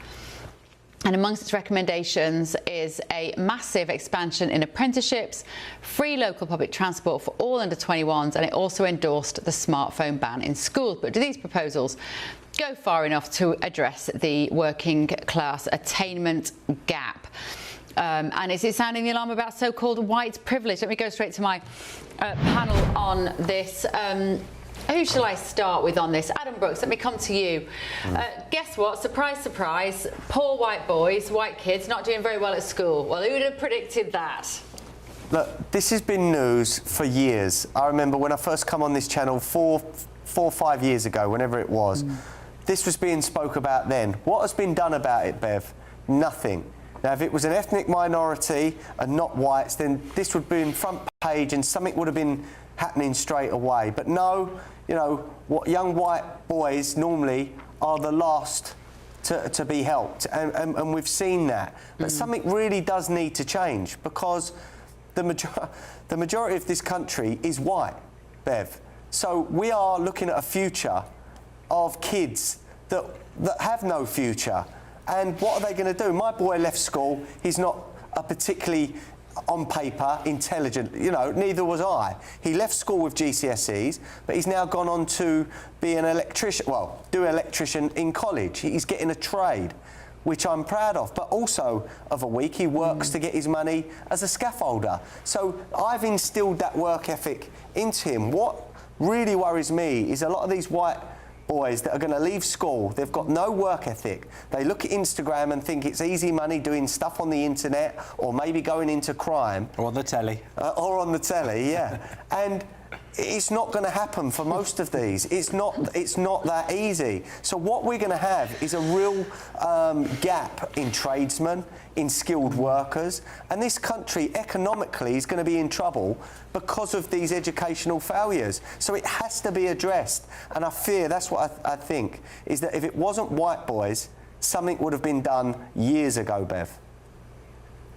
Well, I suppose the thing is, it didn't always used to be the white boys. It used to be the BAME boys, right? And this is part of the problem, I think, here, is that structurally and sort of sociologically, we lumped everyone together that wasn't white, black and minority ethnics. And actually, the challenges that face young, let's say, Indian boys, Chinese boys, compared to young black boys are completely different, because repeatedly Asian kids do really well at school. They've got the pushy parents, they've got that migrant mentality that they want to lean in and they want to do better, and they're encouraged and they get tutors and da-da-da-da-da. And the problem is we concentrated on skin colour and melanin. We didn't talk about social class, because actually often when we talk about black and minority ethnic kids needing help, what we're talking about is poor kids, but not anymore, Benjamin. This is the thing, the wheel has turned incredibly quickly for some immigrant children. And the white kids born in the UK have not had that same work ethic that Adam just talked about instilled upon them. And they've just slipped through the net. What do we do? Yeah, I think there's truth in that, because the wealthiest ethnic group in Britain is Indians, which are largely second, maybe third generation, and they have been incredibly socially mobile. Jewish people, Sikhs have also found great success, and a lot of that comes from the fact that their parents had, you know, fought, essentially, not literally fought, but they'd got a place in Britain and they were incredibly vulnerable in that, and they made their kids work very hard because they had opportunities that they didn't get. And I think there is a problem, actually, maybe this is controversial, but, you know, why is it that working class white families sometimes don't instill that work ethic in some cases, that, for example, black Christian African mothers in particular have extremely strict, high expectations of the kids, and you see that being the outcomes of those black kids that are going to university and going into the workplace. And so there is a cultural problem in there, I think, in how it's been let down. But, you know, I also think it's not just the white part, it's the boy part, because I don't know that teaching is seen as such an inviting career for men as it is for women. And then, of course, you start to lack the role models that these young boys need. And if they don't have male role models at home because of relationship breakdown, then you can see how they don't get the opportunities that some other people do. I'd flag, though, that this inquiry was backed by the Education Secretary. Bridget Phillipson was asking these questions, and so that's a very good start. And Andy Burnham's speech today in Manchester, he said explicitly that we have focused too much on university, which is letting down kids like these when they might want practical skills, vocational skills that suit their character traits far better. Yeah, it's such a good point. Let me bring in Victoria. I wonder whether this means we will ever see somebody like our Education Secretary actually speak to these white boys. Will she ever utter those words? I can't see any politician actually taking this on as a fight, because we're still being told to be guilty, to be feeling bad about our white privilege. And it makes a mockery of that. Well, white men have been told that they are the problem, particularly when it comes to education of younger white boys. And I think that this is what we're seeing is the complete reversal of that, right? That they actually have become the problem in terms of they are not attaining at the same levels that other groups are. I also think that this is important when you focus so much on certain minority groups in terms of just needs, right? If you look at, for example, in America, one thing that we are scrutinizing quite heavily in recent years is the amount of money being spent on ESL programs, English Second Language programs. And so if there's a disproportionate amount of resources going to those programs and kind of bringing up, you know, the lower end of people that are achieving and pouring more resources into them, you know, say the lowest 10% gets 30, if not 40 or 50% of resources, then for everyone else that might be doing okay, then they fall through the gaps. And then that's when you get statistics like this that are quite alarming. It's such a good point, because we had the recent story about 20% of kids in English schools now have English as a second language. 20%. It's in most classes in the UK have 30 kids. So 6 of them are going to be non-English as their first language. That's a lot, Niall. And that's what we're talking about, is the priorities. There'll be extra teaching assistants in those classes. There'll be extra resources for those kids. Yet again, we have failed to look after British-born people. Yes, I agree. I think, you know, third world mass migration into the UK in the last couple of decades has been disastrous actually for Britain's education system. And also we've seen the introduction of all sorts of DEI race-based programs in schools. This is fundamentally, I think, anti-British. There should be no place actually for race-based identity programs in British schools. Yeah. These should be outlawed. It should be completely colourblind. But also, we need in British schools, I think, a return to a traditional curriculum, discipline in schools, and also a sense of real patriotism. And I think students need to be taught real respect for their country, for their history, for their heritage, and that applies to everybody in British schools. And we need to see a return actually to, to basics, to real tradition, and we need to truly make Britain once again, a great nation. But that starts in the school system. Yeah, and I don't know what we were going to go to a story about a brilliant female basketball player. We don't got time in this hour. We're going to took it over to the next hour, I'm afraid, because we haven't got time to do it. But I don't know whether, I know that Adam probably saw it. I don't know about you, Niall, I don't know about you, Benjamin, but whether you saw the speech by Catherine Birbalsingh at the ARC conference this week, Britain's strictest head. It was outstanding, and she talks about the victim culture that we have perpetrated in our British schools and how so many of these children, I'm paraphrasing here, but the way I interpreted what she was saying is that we've marinated these children in this white guilt, this idea that you must feel guilty, and you've got people who are the oppressor and the oppressed, and these kids have been encouraged to constantly see the world through the lens of who is doing the oppressing and who is being oppressed. And I just wonder, Adam, whether this report now will help to somehow undermine that narrative in some small way. But it's a mountain to climb, Adam. Let's hope so, because we all know there's indoctrination going on in some of these schools and these universities. We've heard the stories. We've heard parents that have relayed what their kids have been told in certain classrooms and what have you. But look, I see some highlights of her speech, and she's a very powerful and very strong headmistress. She's a great voice, and the fact that she's not white also helps to portray that message. But look, even me, I'm a straight, middle-aged white man. I feel like the devil sometimes in my own country, and that is put on kids, as you say, guilt to be born white. We have to get away from this. We're still about 83% white in this country. I'm not going to feel guilty for being born white.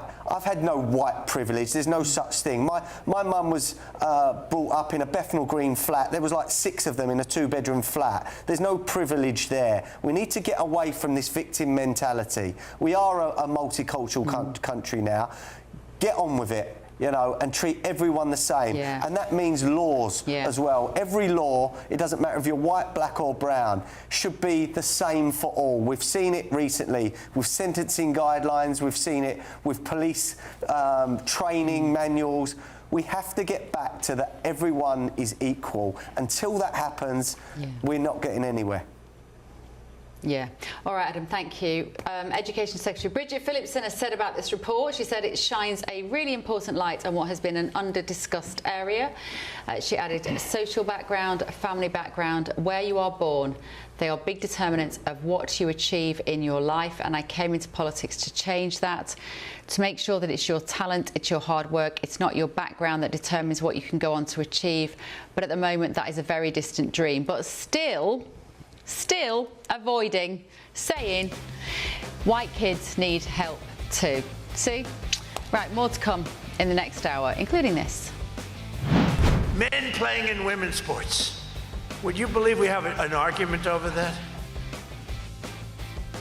The Supreme Court wraps up its terms this week. However, it's been looking at one of the most contentious issues, that of biological males in women's. Today, clouds overhead, total zen within. Boxed Solar sponsors the weather on GB News. Hello, good morning. Welcome to your latest GB News weather update brought to you from the Met Office. Showers will affect many northern areas with the risk of thunderstorms. Relatively dry, though, through today across the south and east, but a bit of a windier day for many western areas. That's thanks to an area of low pressure out to the north and west of the UK. That will drag in spells of rain through much of the day, particularly across parts of Scotland and Northern Ireland, where we've had quite a lot of rainfall overnight. Some of these showers will push into parts of Wales, southwestern England through this afternoon as well. There is a risk of some thundery downpours as well in there, risk of lightning as well. In the south and east, it should remain relatively dry and bright through the day, and we'll feel relatively warm in the sunshine with temperatures climbing towards 25 degrees. Now into this evening, the showers push further eastwards into more central areas of England. Further north and across parts of Scotland, still a pretty unsettled end to the day, risk of some quite heavy downpours as well as that continued lightning risk across parts of Northern Ireland as well. More western areas of Northern Ireland a little bit drier. Starting to see a bit of a change by the end of the day, but I think these showers across more central areas of England also bring a risk of thunderstorms into this evening. Those showers will continue eastwards overnight, pushing into more eastern areas of England for a time, though they do start to fade away once the sun goes down. And for most of us, it's going to be a pretty dry and clear night, though cloud will thicken across more western areas, particularly across the coast and the high ground. Could see some drizzly rain overnight, but across many eastern areas, clear skies for many. So a bit of a fresher night across the east into tonight. Further west, though, still relatively mild. Plenty of cloud around across western areas through Wednesday. Some hazy sunshine further south, particularly into the afternoon after a pretty fine start to the day. There's a risk of the odd shower into the afternoon across anywhere really across the UK, but just look relatively light. And then more heavy rain pushes into parts of Northern Ireland and western Scotland by the end of the day. But it is going to be another warm day with temperatures climbing to 26 degrees. Bye-bye. Today, clouds overhead. Total zen within. Boxed Solar sponsors the weather on GB News. Britain deserves a newsroom that puts the facts and your voice first. Well, and that's what you get on GB News. Lively debates, lively conversation. And we're not afraid to hold power to account. And each other. So join me, Andrew Pearce. And me, Miriam Gates, for Britain's Newsroom, weekdays from 9:30 on GB News. Bold. They are under no illusion. Ray. Are you a human trafficker? Boundless. I've had enough of the nonsense, and I'm not afraid to say it. Don't get us on the BBC. Every weeknight, I tear through the headlines. The smell of gasoline. Should we be worried about it? From Westminster madness to cultural war chaos. What we're going to do now is they are throwing things out the car as we speak. Get ready, Britain. Here we go. Patrick Christys tonight, weeknights from 9 p.m. only on GB News, Britain's news channel. From the school run to the home run, watch a new show for all of Britain. He can say whatever he wants. A straight talking show where all voices are heard. And, you know, when are we going to stop talking about smashing the gangs and actually do it? With the stories that matter from every part of our country. There's a bit of a crash landing there for your Chancellor. Bold, fearless and standing up for you. That's me, Martin Daubney, 3 p.m. till 6 p.m. weekdays here only on GB News. The People's Channel, Britain's news channel. From court mornings to warm family brunches, from football to tennis in the car, in the kitchen. GB News Breakfast is there with the stories you need and the conversations that matter. Anyway, let's talk business. Well, it has been a historic night in British politics. It's astonishing, isn't it? We're here again. To start your day just right. GB News Breakfast. Every morning from 6 a.m. Only on GB News. Britain's news channel. Westminster's full of talk, but out here, it's the real world. Am I allowed to talk now? No, that's it. This is where it matters, real people and real lives. That's what politics is all about. The fact is Trump made a good start. No. Straight answers, no spin, and just a couple of pints. How many fingers have I got up? About 10. So join me for Lee Anderson's Real World every Friday at 7 p.m. only on GB News. The People's Channel, Britain's news channel. Some people enjoy lazy Sunday mornings, but not me. What's the truth of the matter? So that's a very live question. Would you support him if he waters down these plans? Before the spin sets in, I'll be getting to the truth. This is personal. No soft questions, no easy answers. It's one thing if the state has rules in this country. It's another thing whether the police and others actually police them. Setting the agenda and holding those in power to account. You can't really blame her if the system is set up this way. You will not want to miss it, trust me. The Camilla Tominey Show, Sundays from 9:30, only on GB News.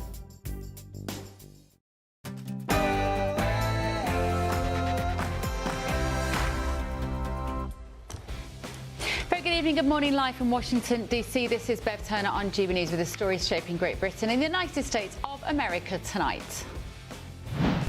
I am going to give Britain the circuit breaker it needs by taking power out of the centre and putting it in the hands of the people and places who can use it best. Well, did Andy Burnham's speech make the earth move for you today? He was asking us to imagine good growth in every postcode and hope in every heart. But where's he going to get the money from? Also tonight. My first duty, the duty above everything else, is to keep our country safe and to keep our people safe. That is the top most important duty of any Prime Minister. Remember him, that's your Prime Minister. The publication of the government's long-awaited defence investment plan has come out this evening. Sir Keir Starmer says it's going to keep Britain safe and secure long into the future. But his Defence Secretary resigned over it, of course. Plus tonight... Men playing in women's sports. Would you believe we have an argument over that? We're going to be having an argument over that in just a moment. The Supreme Court has been looking at one of the most contentious issues, biological males in women's sports. Sometimes it's surprising to think that it was ever up for debate also.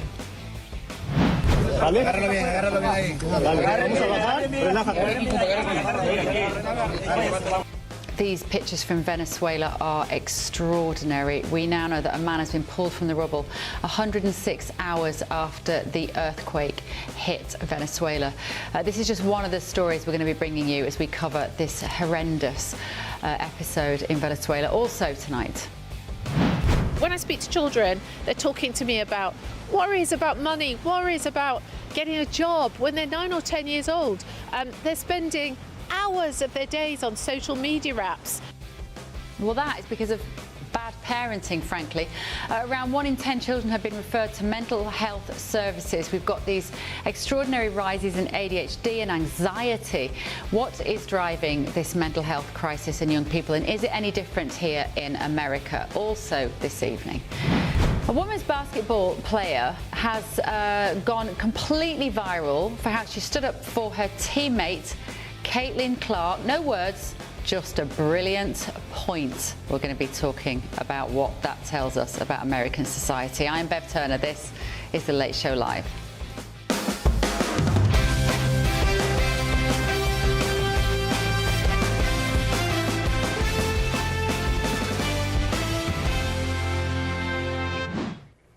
With me tonight, Niall Gardner is in the studio with me, and also Victoria Churchill from the Daily Mail. And in London, we've got Benjamin Butterworth and Adam Brooks. Thank you all so much for joining us this evening. Now, the US Supreme Court is expected to give their ruling tomorrow on statewide bans against trans athletes. Tomorrow is deadline day for the court's current term. So will Conservative justices uphold the laws which prohibit biological men from joining female sports teams? Former Utah State volleyball star Kaylee Ray led a team forfeit after learning that she had played against a biological male for 2 years. During that time, Ray saw teammates suffer finger injuries and so on. And she later went viral for standing up against women's sports. And I'm joined by Kaylee Ray now. Kaylee, thank you so much for joining me this evening. Just give us a little bit more of insight into your experience, particularly for our British audience, and what happened when you were playing in the Volleyball League, of course. Absolutely. In my time, I obviously competed at the NCAA Division I level. And when it was confirmed to us that we had been competing against a biological male, the immediate reaction is shock, feeling a little bit abandoned by our leaders and the people who were meant to protect us. Initially, we were incredibly disheartened. I had teammates who had multiple concussions that were fearful of having to potentially medically retire early, as the rate of concussions go up tremendously against male athletes. But what struck me most was that people in positions of leadership and power decided that validating this individual's identity was more important than the safety and fairness of our spaces as female athletes. It's impossible to put fully into words the emotional toll that had on myself, my teammates, and other women across the conference. Families disrupted, an entire season honestly tainted by this. Yeah. And what was driving that decision, Kaylee, to prioritise this biological born male over all of you? What was the motivation for it?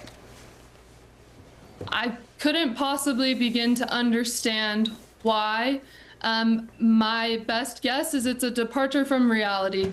When we cannot accept biological reality as fact, people get hurt. And in this case, it's women who get hurt, women who lose opportunities, women who are robbed of scholarships, opportunities to compete on a team, to receive an education at the highest level in the United States.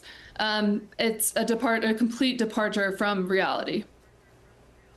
But when you and your teammates and people around your team were having these conversations with those who had the ability to make the decision for you, were you just made to feel like you were a bad person for even questioning this individual's psychological disorder? For that is what it is, in my opinion. And what was their argument to you? Most of the people in positions of leadership that I talked to wanted to agree with us quietly. They were like, yes, this is wrong and we know it's wrong, but we don't want to step on toes. This is a hot button issue and topic. And to be told that, to feel so abandoned and to feel that our concerns about fairness and safety were so easily dismissible because of this one individual, honestly fueled us further. That's why we stood up and made the decision we did, and has continued to fuel me as I have continued to fight this and obviously see this through to the Supreme Court.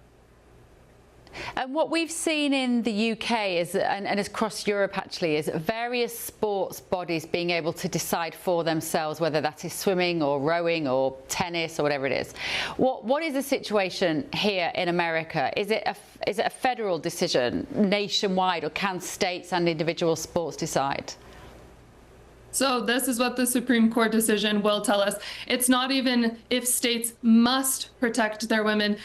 The question is simply, can they? Are states allowed to make decisions and make laws and make organizations protect women? Just can they? Not even if they must. Obviously, I believe that they must. We must protect women. It's the entire basis of Title IX, designations based on sex. That has been upheld in Title IX, and I expect to see that upheld in this decision as well. Ultimately, it will be left up to the states to decide, again, if this goes the way that we expect it to and hope it will. But the idea is that hopefully we get to a place where states must protect their young female athletes. And how much credit would you give President Trump if this goes your way tomorrow? Obviously, he did a great job by signing that executive order. It's definitely been pushed with his administration. So, of course, I would give lots of credit to President Trump, and maybe even more so to the girls who have fought this in the courts, the girls who continue to fight this in the courts. I'm part of a lawsuit myself and the fellow co-plaintiffs. This decision is huge, and honestly, I think rests more on the voice of those young girls who were willing to stand up and say this is wrong. And if no one else will say it's wrong, we will say it's wrong, and we'll take it all the way to the highest court in the land. Well done, Kaylee. Thank you so much. We wish you the best of luck with it. Tomorrow we'll be watching closely here at GB News. Kaylee Ray, the volleyball player, thank you so much. Let me ask my panel about this. Victoria, let me come to you about this. Is it likely that the Supreme Court are going to allow teams, sports, states to ban biological born males in their sports? Well, I think as Kaylee was alluding to, it's going to be, is it a decision that is left up to the states? I think, of course, the collegiate level, this has had kind of one level of scrutiny, but it's also happened at the state level where governors and state legislators have a lot more say in what their state athletic associations do, whether they allow trans athletes or not. And there's been a number of Republican states that have said that they will not allow transgender athletes to compete in divisions that do not align with their biological sex. And of course, I'm also a former NCAA athlete. I was a college rower, and I know that lots of female athletes all across the country are waiting for this decision to be handed down. But it also goes much more beyond athletics. It really is about protecting women's spaces nationwide. There's also been a lot of sororities that have been caught up in this. I know one case that's been quite prevalent is a sorority at the University of Wyoming that had a biological male as a member, and then some of the other women that were in that group were very taken aback by that, and so that's another case that's been looked at. And again, it's really women's spaces nationwide. In Northern Virginia, just a few miles outside of where I live, there was a man who was using a women's locker room, and there was people that attended, I believe it was like a YMCA or a local gym, that were unhappy, and basically the people running the operation said that there was, at the end of the day, there's pretty much nothing that they could do. So this, of course, women's sports is a big part of it, but it really goes, I think, to our culture beyond just those spaces. Yeah. Niall, how significant is it going to be? I think hugely significant. I expect the Supreme Court is very likely to rule in favour of what the president has been arguing for. And 3 cheers to President Trump for standing up to the transgender lobby and ideology here and defending the right of women athletes not to have to, compete against men in women's sports. Yeah. And the lady you interviewed just now, Bev, immensely courageous. And I think that, the tide has really turned against this, this nefarious sort of transgender ideology in the United States. It's disgraceful that so many Democrat politicians will not stand up for the safety of women in the United States. And the reality is that no man can ever be a woman, and vice versa. And this is the reality. It's great to see courageous young ladies standing up to what, in my view, is a real evil, actually, where you have men pretending to be women and taking part in women's sports, actually, putting these young women at real danger. And to the great credit of President Trump and the Trump administration, they have fought tooth and nail against this entire sort of transgender ideology, and they fought the woke left on this, and they're winning. And I expect they're going to win big tomorrow with the Supreme Court. Benjamin, you were rolling your eyes there at what Niall was saying. Go on. I didn't know you could see that. No, I don't really want to get into it. I think it's just incredibly disrespectful to people that are trying to live their lives. And when it comes to sport, Ben, you're on a debate show. You've got to get into it. That's the point. Say your piece, and I'm going to counter it, Ben. Go on. No, I won't actually. Go on. No, I won't. But what I was going to say was that when it comes to sport, I've always thought it was a kind of a different question, because of course there are inbuilt differences, and I've never met a trans person who said that they saw equality as being able to be in the Olympics. It's a very minor question, and I don't think it's one that trans people really ask. But it's not that minor, because we've seen it in volleyball, we saw it in swimming, we've seen it in rowing. There are more and more and more biological born males donning a pair of, a sports bra and some hot pants and pretending they're a woman to get on the podium and get the glory, and take it away from girls, young women and girls who've trained their whole life for that moment. Ben, it's not a minority issue. Look, Ben doesn't want to speak. Ben doesn't want to speak about. I've been tweeting about trans athletes in women's sports since 2018.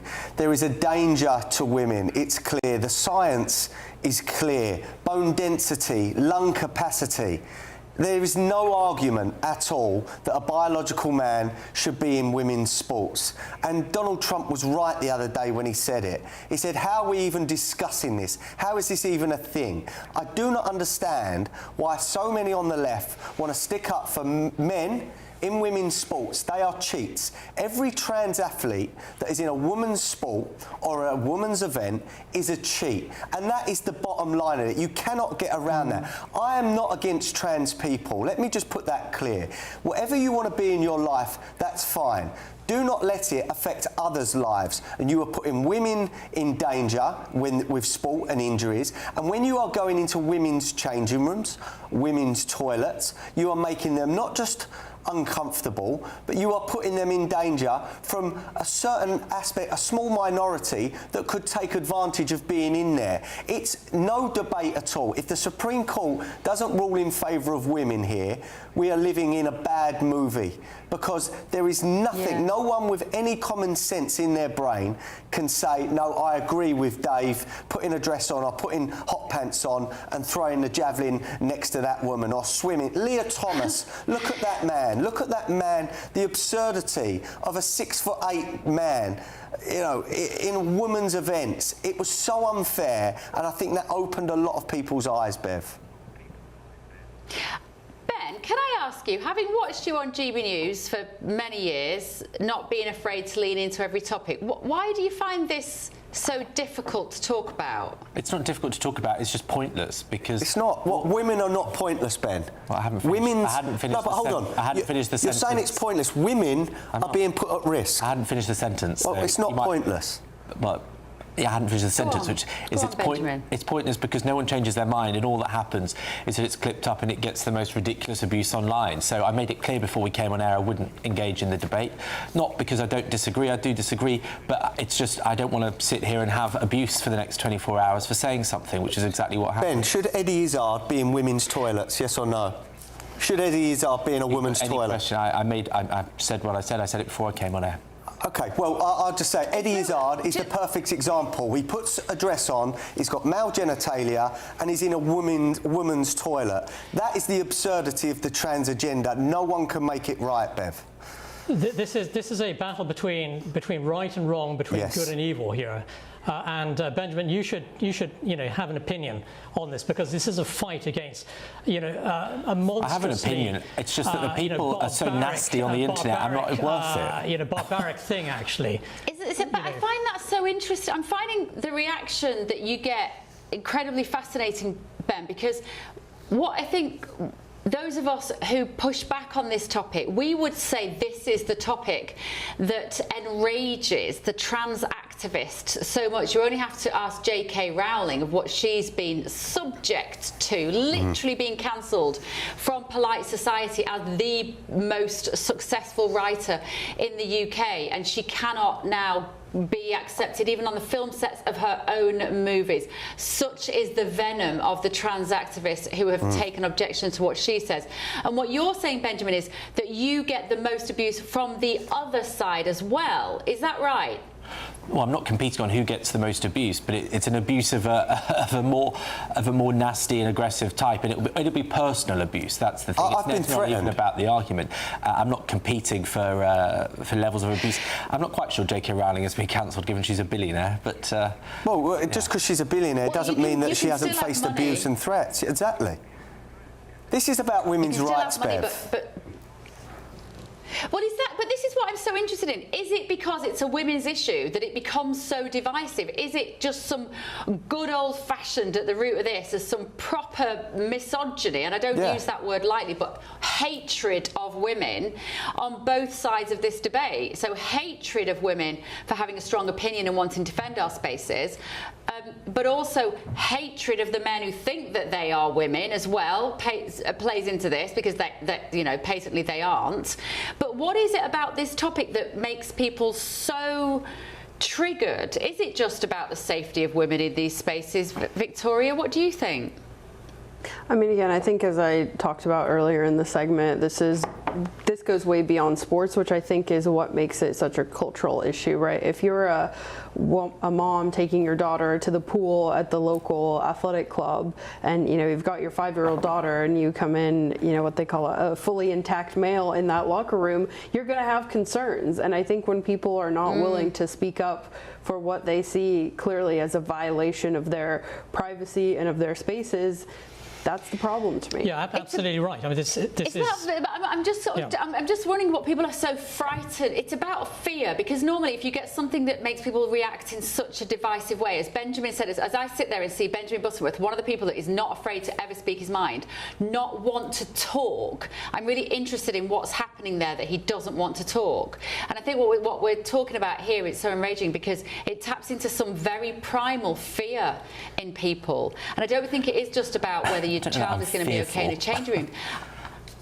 I'm not fearful, it's just pointless. Not necessarily you. No, not necessarily you, but I'm saying the reaction that people have is about we're frightened of something. I think it just comes into something as fundamental as we are frightened of somebody saying, do not believe what you see before your eyes because that person with a penis is a woman.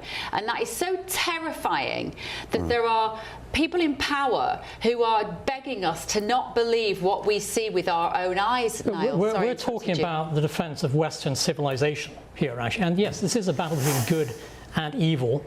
Yes, and the issue of women's sports is massively important, which is why the Supreme Court is addressing it. And it's absolutely shameful and shocking that you have politicians on the left here in the United States, here in the US and the UK, who are defending the rights of men to be in women's locker rooms. It's an absolute disgrace. It's disgusting, and the Supreme Court, I think, is going to rule heavily in favour, actually, of what President Trump is arguing here. We have to defend our civilization, our values. We have to defend women in the United States. And I have to say, it's absolutely appalling and outrageous, actually, that you do have, you still have men who are involved in women's sports here in the United States and also in the United Kingdom, all over Europe. This has to be defeated because it's nefarious, it's dangerous, and it's completely uncivilized. But it's also it's just not true. I think there's something about the human desire to just be surrounded by truth where we possibly can. And so anybody that tries to get you to collude in their lie, I think that taps into a really primal fear that we all have in us, that we are somehow... It feels just very unjust, doesn't it? There's no justice if someone is saying to you, don't believe it. The biological truth is your biological truth. What we know of ourselves, the first thing you learn as a child is, are you a girl or are you a boy? And it feels like when you're having sand kicked in your eyes around this topic all the time, don't believe it, don't believe it, don't believe it.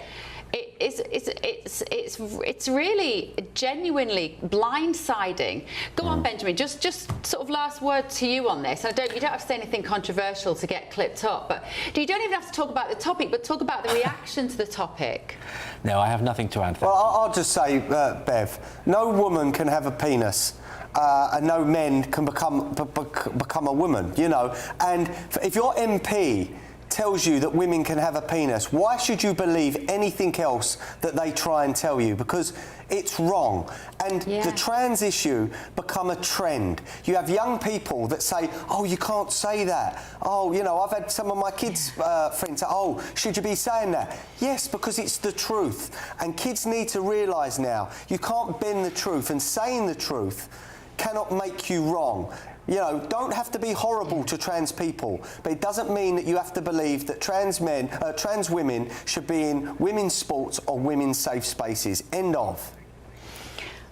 And to quote Catherine Birbalsingh, which is something that I'm happy to do almost every minute of every day, when she talks about the fact that we're being encouraged to see everything through the lens of the oppressor and the oppressed. This is another one of those stories. We are the evil oppressors saying you cannot be a woman because you do not have the same genitalia, and you've got those that we're meant to feel sorry for, the oppressed, who Benjamin does have more compassion for perhaps than the rest of us, to live a life that of their choosing, even though we see it as being inauthentic, let's say. Right, let me know what you think at home. GBNews.com/your say. Moving on. Around 1 in 10 British children has been referred to mental health services. 1 in 10, amid a surge in the number of ADHD and anxiety diagnoses. The number has nearly doubled from 563,000 2018 to 19. It grew by 9.5% in the last year alone. And the Children's Commissioner, Dame Rachel de Souza, claims the country was facing a crisis in young people's mental health. Are we just over-diagnosing children in Britain? Let me ask my panel about this. Victoria, what is going on here? We've got this number in the UK, 1 in 10 British children being referred to mental health services. Again, 3 children in every British classroom is being referred. That is how bad this problem is. What's happened? I mean, I think people are just too sensitive, right? They think that everything is about them. We live in this world where people are, you know, not that individualism is a bad thing, right? But they think that the world is out to get them, and they have to realize that they're not very special. And then they have to learn how to deal with the world. And you know what? That's tough, right? Like, when I think about having children, I am scared if I have a daughter, because being a girl in middle school is terrible. And, you know, especially if you don't have very many close friends, you kind of feel like you're alone in the world. And it's not a fun time, but it's also a point in your life where you grow up and you learn to deal with the world, and you also learn to deal with the fact that not everything is going to be handed to you on a silver platter. And then you go through that time, particularly as a young teenager, you grow thick skin, and then you're actually thrust out into the world where you have to deal with everything that life throws at you. Benjamin, what do you make of that? Kids just have to toughen up and know that they're not special? I think sometimes, you know, people like to say, oh, we didn't have autism in my generation. Meanwhile, they've spent 30 years meticulously collecting stamps. And you think, well, maybe you did. You just didn't have a diagnosis for it. So I think sometimes we slightly, you know, underestimate the number of people that had different conditions in the past. I would say that, you know, in some ways, I do believe for sure that the symptoms of things like ADHD and anxiety are considerably higher, because we're putting our young kids into a world where they're sat in front of a screen and fed manipulated, you know, algorithms that are meant to capture their attention and manipulate their attention. And so is it any wonder that they end up with various conditions of attention deficit and anxiety when they're, especially on, you know, when they get to something like Instagram and they're fed completely misleading versions of the world or how they should look or their friends' lives. So those things are going to cause these symptoms. The question is whether the symptoms are the same as the actual condition, and I think it's a big challenge to try and distinguish between that. But, you know, I know that several people in my family have been diagnosed with ADHD, and it can run in a family. And I think I have a lot of the symptoms, but I've actually been really reluctant to ever go and get it checked, because I slightly hate the idea of, you know, making an excuse for behaviours. And so I think I might be guilty of the wrong side of the argument and should probably go and add myself to these statistics.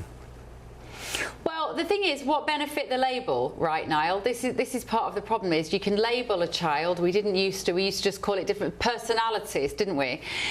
Once you have the label, you've got to do something with it. Otherwise, it just can become a weight around the neck of some kids. Yeah, I think, you know, there's a small number of children, people in society who have some kind of disability, right? That's real. Yeah. But I think that what we are seeing is the growth of this huge sort of woke industry in the UK, US, and all over the free world, frankly, where, you know, you have vast numbers of people being diagnosed with ADHD and other things.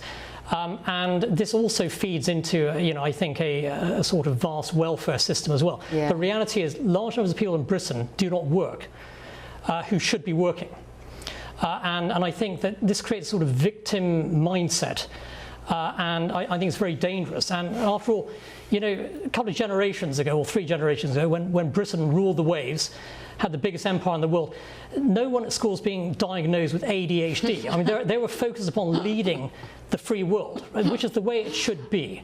And, you know, great nations should not be dragged down by victimhood mentality. But would there have been some of those? Like, would there have been some English redcoats 250 years ago that probably today would tick the boxes of having attention deficit disorder? Maybe, but they were focused upon actually bringing civilization to of the world. You know, instead of focusing upon, you know, so they have more to do. Filling out a survey or Save something. the empire. Yeah. So you know, what I'm saying is that, you know, if you want to be a truly great nation, you want to lead the world. You've got to reject the sort of woke, you know, left-wing victimhood ideology, and also get rid of the vast welfare system as well. Far too many people in Britain do not work. And they can claim for ADHD now. This is not a coincidence. You can get money off the government for your label now. It's very destructive. And your label of your kids. And it also takes away from those who are genuinely disabled in society. Yeah, I couldn't agree more.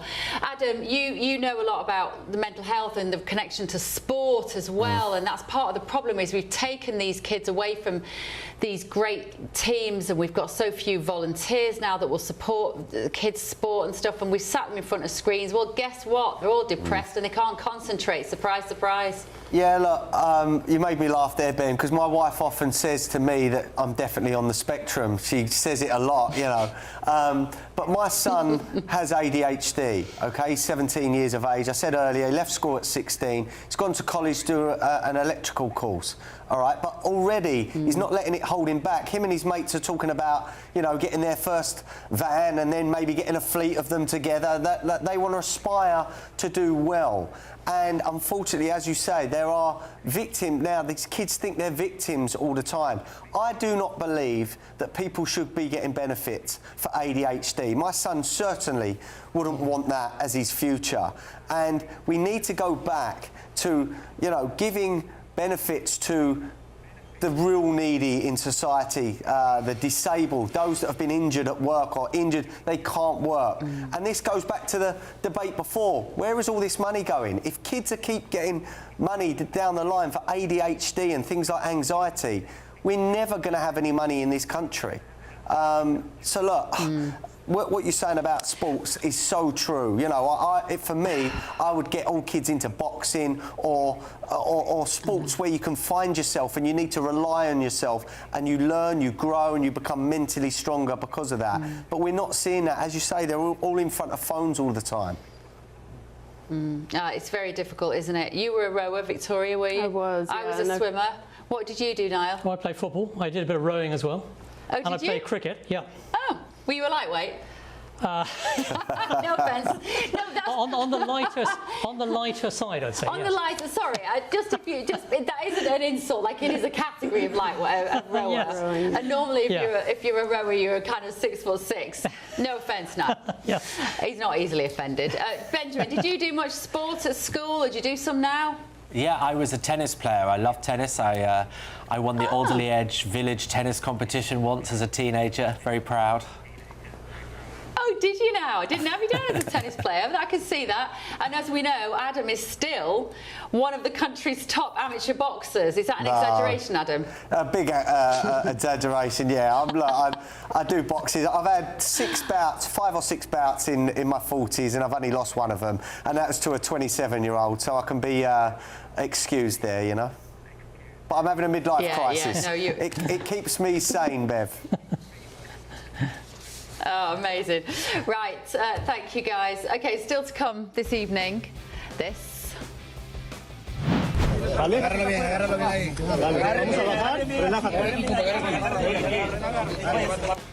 One good story from Venezuela. That man there has been pulled from rubble 106 hours after that huge earthquake. We're going to be bringing you a few more of those stories from that hideous incident in Venezuela. Quick look at your weather first.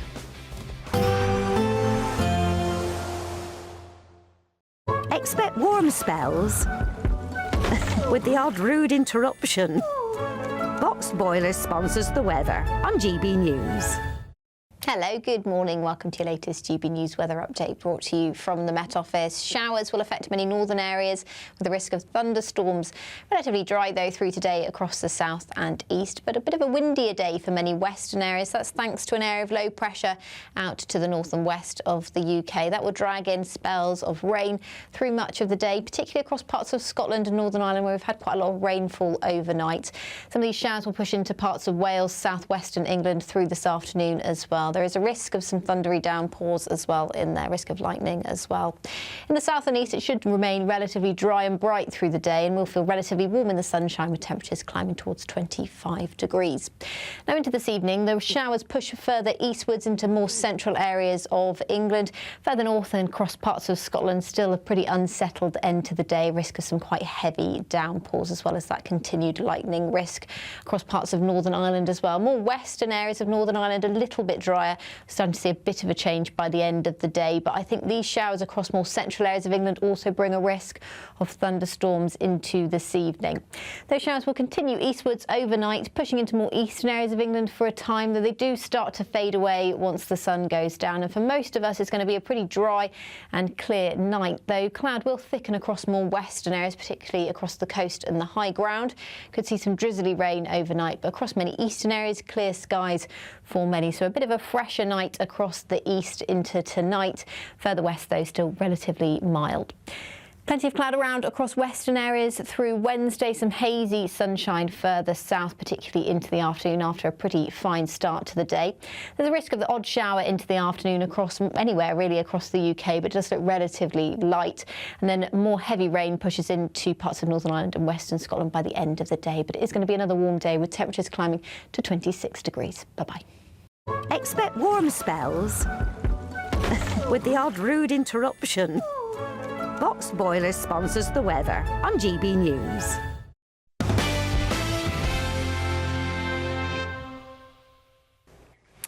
So earthquakes in Venezuela have killed more than 1,700 people, we now know. The UN have confirmed they're preparing for up to possibly 10,000 deaths. Political anger is intensifying over a lack of government help in the areas struck by those deadly twin earthquakes 5 days ago. Let's go to Venezuela's capital, Caracas, now. I'm joined by Catherine Ellis. Good evening, Catherine. Thank you very much for joining us. How are things now in Venezuela this evening? Well, I was speaking to somebody today and they said things just seem to be getting worse, not better. Many places are still waiting for assistance. People said that the authorities still aren't doing enough.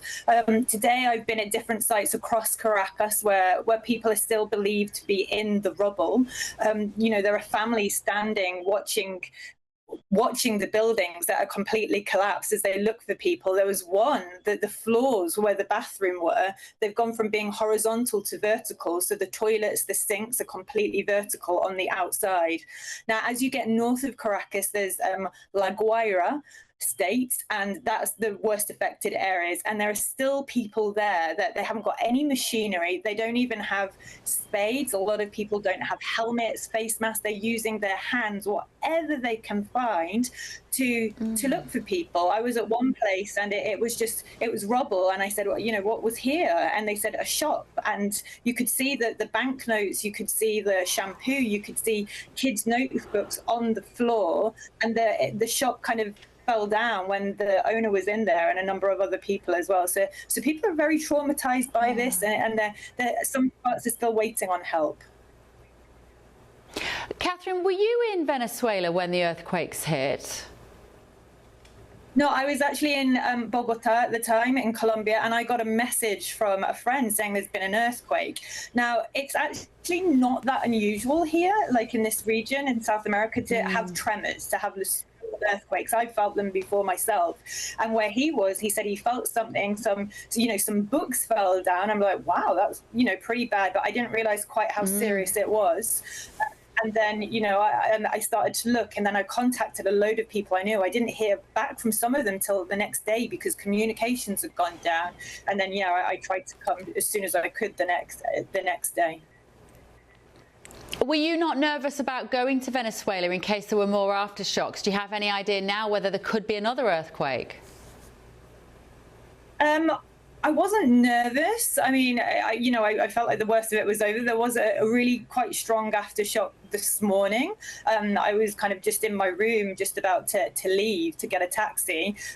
And yeah, there was an aftershock, and people had told me what the earthquake felt like. It felt like it being in a really stormy sea, and that's what it felt like on a very, very mild level. I cannot even begin to imagine the fear that people felt. A number of people told me that they thought that was it. their life was over. They started praying. They really thought that they were never going to get out. Now, a lot have, but unfortunately, there are so many people that they still haven't found their loved ones, or they know that they have unfortunately died.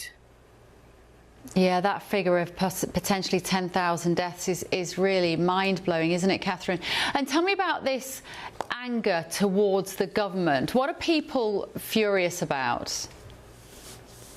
Look, there was already a lot of anger towards the government before the earthquake even happened. Now, if you remember, in 2024, there was an election here, and Nicolas Maduro, who was in power at the time, he lost the election. However, they never produced the results. He said he won. The opposition actually showed that he lost. So people have been very angry for a long time with what they see that isn't a legitimate government. Even when Maduro was taken and Delcy Rodriguez now is interim president, people were not happy, because for years there has been economic mismanagement, there has been corruption, people's lives have got a lot worse, and also 8 million people have left the country. It's got that bad. So that was the baseline. And then after, people felt that the response just wasn't quick enough at all. It was ordinary people risking their lives to go back into these buildings to rescue people, to go under the rubble. Well, I mean, I even saw it in Guaira, like there's military and they're standing on the road, they're directing traffic or not letting people pass in certain areas, but they're not the ones kind of getting their hands dirty looking for people. It's ordinary people that are doing that, often without helmets, without anything, without any kind of protective gear. So people are very angry about that. Delcy Rodriguez, you know, she's been tweeting a lot. Someone said to me, they put it like, she's been very visible, but she hasn't actually done anything. She hasn't communicated with the people. She's thanking Trump, she's thanking other countries. But someone said to me tonight that she said, no, the rest of the world has come to rescue us. Our own government can't do that. And that is the general feeling. A lot of people want the opposition leader to come back, Maria Corina Machado. She said she will do. So we're waiting to see whether that actually does happen very soon. Yeah, Catherine, thank you so much for joining us. Journalist Catherine Ellis there in Caracas. Thank you. Let me talk to my panel about this situation in Venezuela. I mean, I don't quite know what we debate about this. It's just dreadful, isn't it? Victoria, when you see the pictures like that, it beggars belief that those buildings are just rubble. Awful. Just a response, Definitely heartbreaking there, Bev. I mean, of course, you have to question what the level of response has been. I think Catherine pointed it out eloquently, is that... What do you think America should intervene now, given that they kidnapped Maduro? Well, arrested. I mean, I think that's a good question. I'm not quite sure if they should or not. If the U.S. is profiting as much off of Venezuelan oil as they say they are, there might be some opportunity to give back in the country. But of course, you know, just like in many other nations that the Trump administration has tried to put their footprint in, they have to make sure that they are not there, you know, of course, necessarily instilling a regime change, etc. But we did talk earlier in the show about soft power, so there is kind of a debate of whether this is one of those opportunities for that soft power. But then again, I think there's critics that'll say, you know, for example, you know, with previous Secretary Kristi Noem, there's criticism that FEMA isn't at a place to assist Americans in our own national disasters. It's about to be hurricane season here. So, you know, I think until those things are answered here domestically, people want the administration to focus here rather than on other countries. Niall? Yeah, I don't think that it's the responsibility of the United States to run rescue efforts in Venezuela. That's the responsibility of the Venezuelan government. Unfortunately, of course, you've got a horrible socialist regime. Despite the removal of Maduro, you still have Maduro's people running the country, which is why you need to have the opposition led by Machado to run the show instead. Wherever socialists are in charge, they do absolutely nothing. Really, I mean, they are incapable actually of taking care of their own people.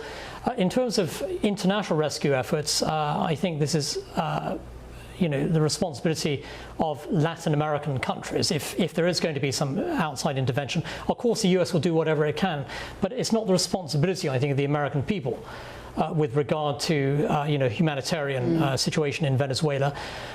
This is a responsibility of the Venezuelan government and also of Latin American neighbours actually to to invest resources in further rescue efforts, rebuilding, reconstruction, and so on. But the US cannot be everywhere in the world.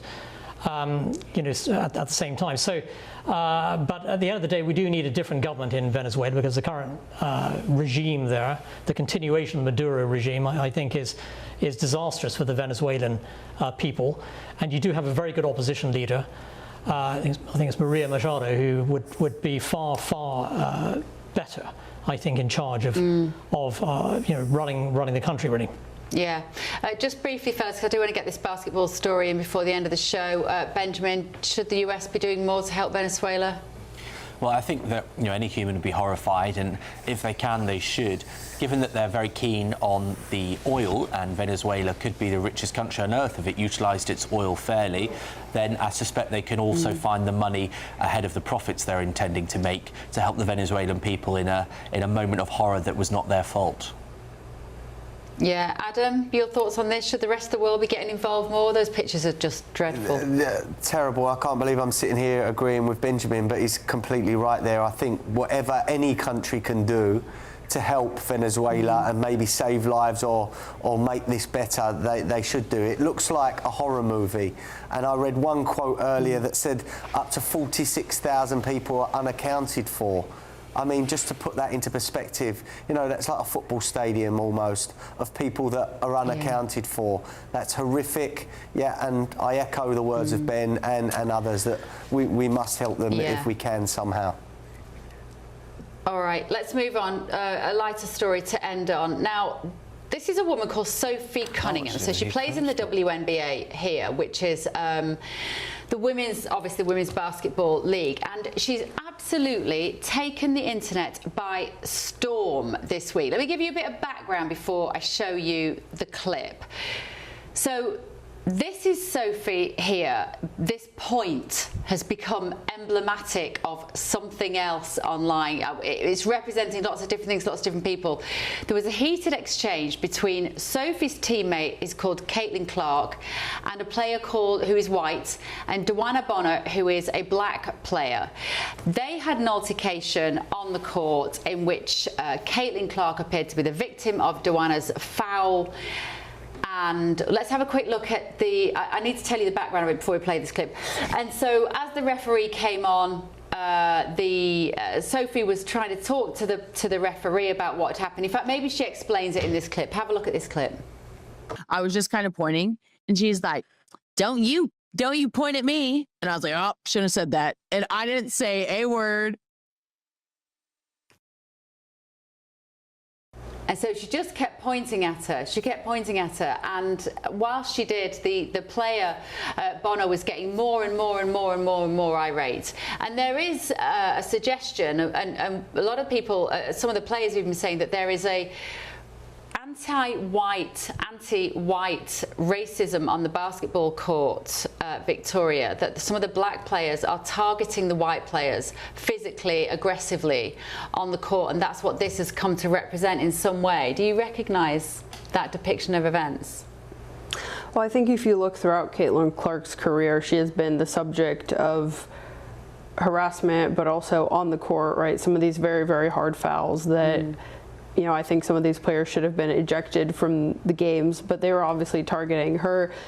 She came in as one of the most decorated college basketball players in history, and so I think they've always had a kind of MO to show her up and to show that she's not that great. And I think that's followed her into her WNBA career. And I think Cunningham was just sticking up for her. She's done this numerous times, and she's actually gone to bat for Caitlin. And so I think this is really just her continuing that track record. And it's a shame you can't see the wider shot, because the player that she's pointing at is losing her mind, Niall, here. She's getting more and more angry. She's kind of has to be held back by Sophie. And Sophie was saying the most powerful thing she did was not talking, just pointing with a look on her face. I'm watching you. And the more she did it, the more it wound her up. I think it's brilliant. Yeah, she's standing up for her teammate, and I saw the footage of the earlier attack on. So it's Caitlin Clark, isn't it? Yeah. Yeah, and that was assault. I mean, she was, I think, punched in the throat, and the person responsible for that not only should have been immediately removed from the court, but that's an outright assault, actually, physical assault there. They're very aggressive. Very violent, unacceptable behaviour, and so the teammate there is 100% right to be pointing this out. There should be zero tolerance for this kind of nasty, violent behaviour in any kind of sporting, arena, especially in women's basketball. And so full credit to the teammate there for standing up, Sophie, and standing up to unacceptable behaviour. And they said that the referees aren't protecting the white players at all, and that these girls are getting targeted. Benjamin, what do you think of that? Maybe in future I'm just going to point at you. I mean, look, if the person did something incredibly aggressive in the first place, then they should obviously face the consequences. Look, if you ask me about restructuring Iran, I might have an answer, but women's basketball is a lot more difficult for me to understand. But it is interesting that it has raised this issue. It's a bit like we were talking about earlier about the white privilege, that the wheel is turning. I told a story on this show last week about the fact that I was racially abused here. I was called a skinny white B word, and I was a bit like, oh, skinny. On this show? I'll take that. I'm a woman. I wasn't going to be insulted by that. But it was meant to be a racial slur, Adam. That's the whole point, that white people are getting now racially abused. But we're told by a lot on the left that white people can't be racially abused, and that is the narrative that is spun by many on the left, and unfortunately through schools, universities and elsewhere. Look, I hope that this basketball player has some good representation, because this is a viral meme that has gone everywhere, and she could probably monetize this quite heavily, so hopefully she does. But look, I can't talk about racism in women's basketball because I don't watch it. No. Strangely enough. Next time you're all misbehaving, I'm just going to do this. I'm just going to do this at you. If Matt Stadler never gets in that studio again, I'm not going to talk to him. I'm just going to do that. Right. Let's just do one more, shall we? The Sun newspaper is reporting a mysterious vigilante has been dubbed Mexican Batman after chasing down suspected motorbike thieves and duct taping them to lampposts. Look at this. It's amazing, this. So at least 5 men have been found bound, look at this, to street poles. If you're listening on the radio, when we say bound to street poles, I mean literally bound, 2 of them on either side of a lamppost with tons of duct tape. They've got duct tape over their mouths as well, and the word thief scribbled across their faces, and they've been found in the past 2 weeks. An unidentified local has taken drastic measures against this spike in bike theft. This is in Lagos de Moreno, Jalisco, by ruthlessly attacking these people. This is an amazing story. Yeah, this is Batman. It's a great story, actually, and I think this Mexican Batman should be brought over to London to deal with all these mobile phone thieves and to tie them up and tie them in lampposts. But that's got to be more than one person. Yeah, it probably is, and this is sort of Mexican style sort of justice, I guess. But the reality is, when law and order breaks down, people turn to vigilante activity. You see that in Mexico City. Now, it is interesting, of course, that if England wins the World Cup game on Wednesday against the Democratic Republic of Congo... You've wrestled it back to football again, haven't you, Yeah, Niall? back to football. It's like talking to Ben Leo, If England beat the Congo on Wednesday, which they should do, they will then face most likely Mexico in Mexico City.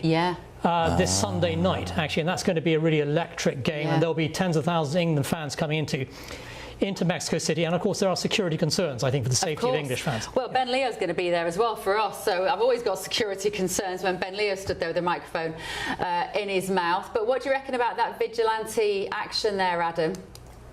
Look, I can't condone violence, but I mean, that's something that could be made into a film, but that's definitely not just one person, Bev. Not one person can't put 2 people on a lamppost and tie them up like that, even the strongest man. But let's remember, I know Brits... superpowers, Adam. Come on. Maybe it's joined by Robin. Yeah, look, I know Brits go on holiday to certain parts of Mexico, but we've got to remember it's one of the most dangerous countries in the world. Their organised crime there is off the charts. The murder rate is off the charts. So if there's any Brits watching this and they are going to go to that football, look, take some good advice. Don't go to certain areas. Yeah. Are you going, Niall? I'm probably not. I did watch the last 2 England games in New York and Boston. I know you did. Yeah. That's why I asked if you go to great match. Mexico City. I would go if I get a ticket. Yeah. Well, that is on Sunday, and as I say, Ben Leo will be there. Hopefully, England. Somebody's playing Mexico City, even if it's not England that night on Sunday, right? Well, they say England will face off against Mexico, provided England and Mexico both win their round of 32 games. You mean otherwise Ben Leo's going to be here hosting his show? I'm glad we're having this production meeting live on air. It's very useful for me. And don't forget, on Saturday night, it's the massive 4th of July extravaganza here, so I'm going to be in the studio on Saturday as well. Right, thank you all so much. Thank you at home. Thank you to all my brilliant panel. I will see you tomorrow night, midnight in the UK.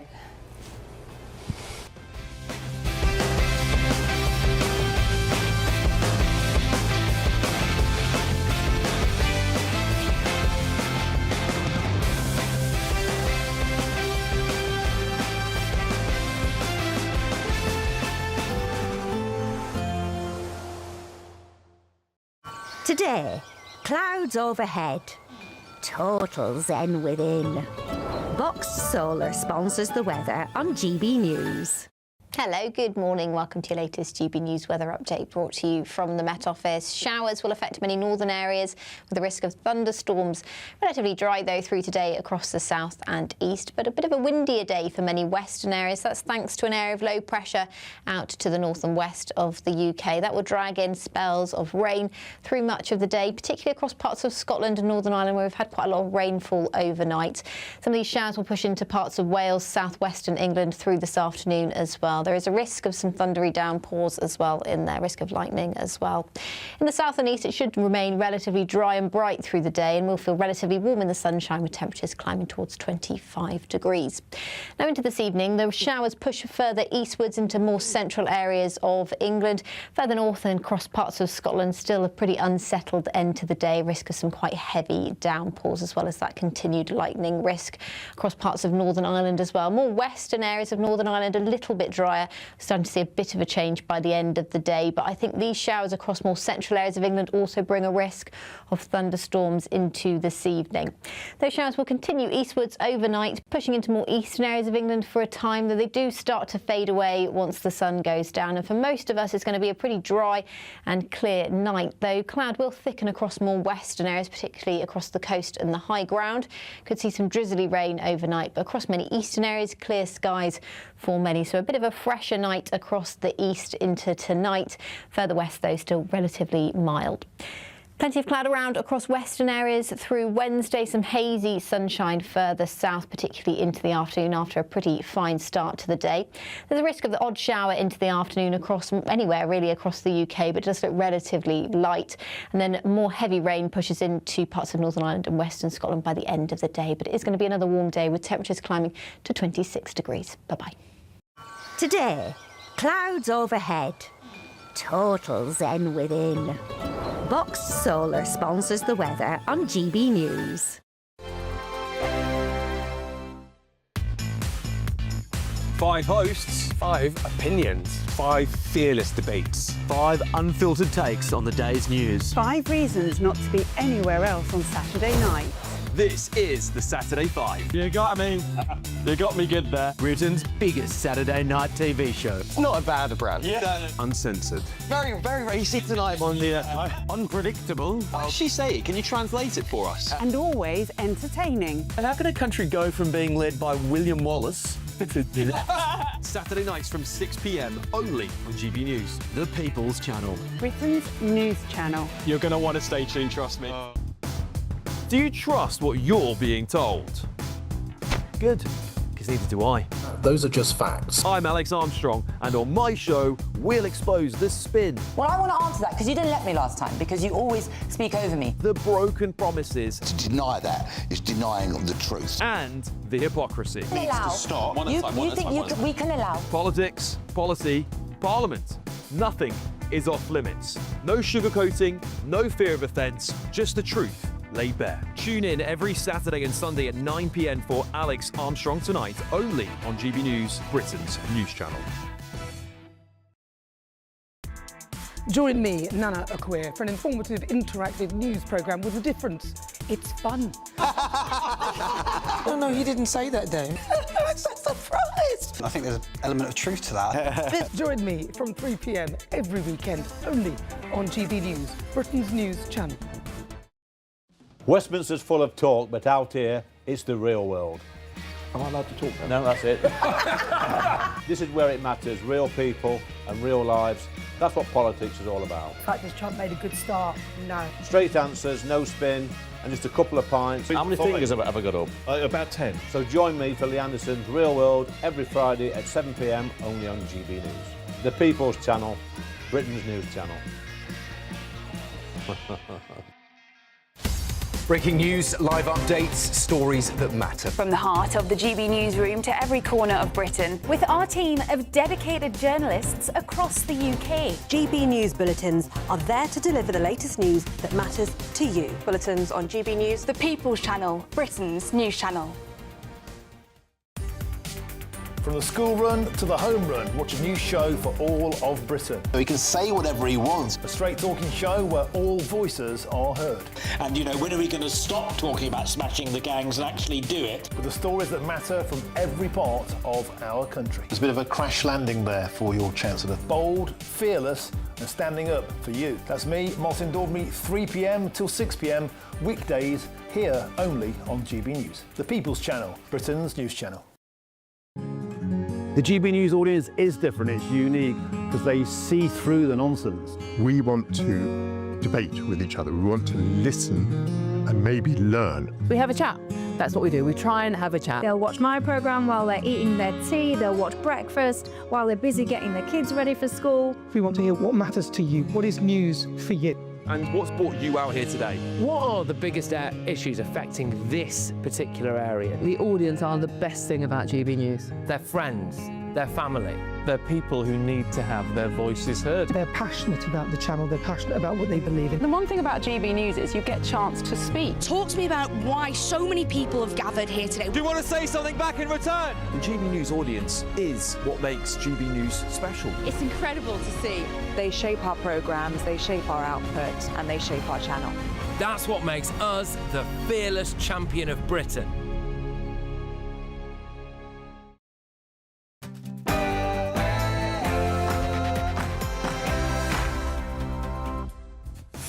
Good evening. Oh, hello. Good evening. It's 9 o'clock. I'm Nana Acquare, in for Patrick Christys tonight.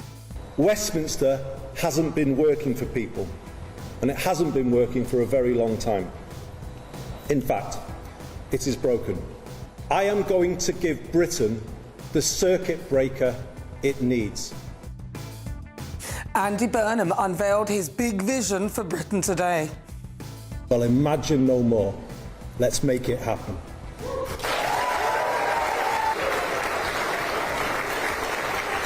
Yeah, make it happen. He ran scared of answering any questions, and instead... I left the north again, I travelled south again. Well, there's a bit of a Smiths lyric there for you. He just had to remind us how northern he is. Also tonight...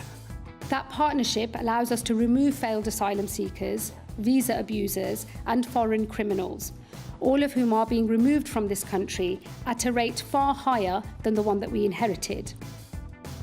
A record 20,000 foreign criminals are living freely in Britain because, well, we can't deport them. Plus... It turns out appointing a spiteful class warrior as Education Secretary was a disaster. Bridget Phillipson is branded a class war hypocrite after it emerged that her parents made a massive profit on their council home. Also tonight... It's our flag, it belongs to us, and we will fly it for the values that we believe in. Downing Street fails to get the bunting out for the World Cup. Is the Prime Minister a plastic patriot? And...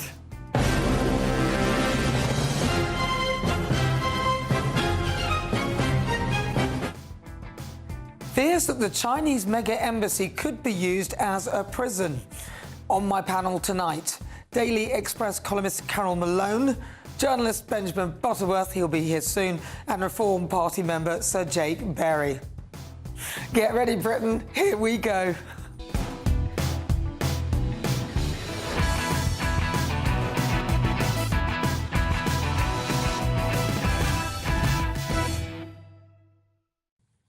But first, let's get your latest news headlines at 9.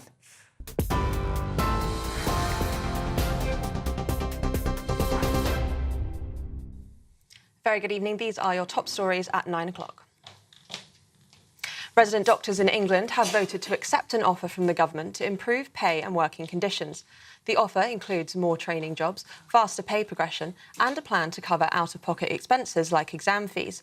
Patients have seen hundreds of thousands of appointments cancelled due to industrial action over the past few years. Health Secretary James Murray praised the doctors' decision to end their current strike action. This helps to move us forward from a cycle of ongoing strikes, which have been going on for far too long and have cost the country billions of pounds. The cost of the offer on the table is less than the cost of another week of strikes, so it's good value for money for taxpayers, as well as being good news for NHS staff and, crucially, for patients, because it means we can now work with resident doctors to build an NHS that is fit for the future. Andy Burnham has promised to give the UK a new direction and fix what he called a fragmented and disjointed Westminster. I am going to give Britain the circuit breaker it needs. In his first major speech since announcing he's running for Labour leadership, he set out plans for the biggest transfer of power out of Whitehall in modern times. So-called Number 10 North would devolve power to Manchester and give more money and control to other regions. The new Labour MP for Makerfield says that it's all part of a 10-year plan to raise living standards across the UK. But Deputy Leader of the Liberal Democrats, Daisy Cooper, wasn't so convinced by his speech. Well, it was high on vibes and low on detail. And the reality is that Andy Burnham has a very small window within which to turn things around for the Labour Party and to turn things around for the country. We want to see meat on the bones as soon as possible. Sir Keir Starmer has reaffirmed Britain's commitment to NATO, meeting Secretary-General Mark Rutte in Downing Street ahead of next week's summit in Ankara. It comes as the government unveils its biggest defence shake-up in years, with the Royal Navy ditching destroyers in favour of drone command ships. The Defence Investment Plan brings an extra £14.5 billion in funding, though critics say it falls well short of what's needed. 6 people have been killed after a gunman opened fire at a shelter for mothers and children in northern Germany. The shooting happened at a facility in Stade, near Hamburg, where a 45-year-old man had an appointment in connection with a child custody dispute. All 6 victims were employees of the shelter. The suspected shooter is now in custody along with 2 women. And actress Dame Penelope Keith has died at the age of 86. She started her career on the stage and joined the Royal Shakespeare Company in 1963, but became a household name for her work in sitcoms. She was best known for her role as Margot Ledbetter in The Good Life, for which she won a BAFTA. Her family said she passed away peacefully at home after living with cancer. Those are the latest GB News headlines for now. More from me in an hour, but now it's back to Nana. You can now watch GB News live across the United States of America and the world on Truth Plus. Scan the QR code to find out more, or visit gbnews.com/truth.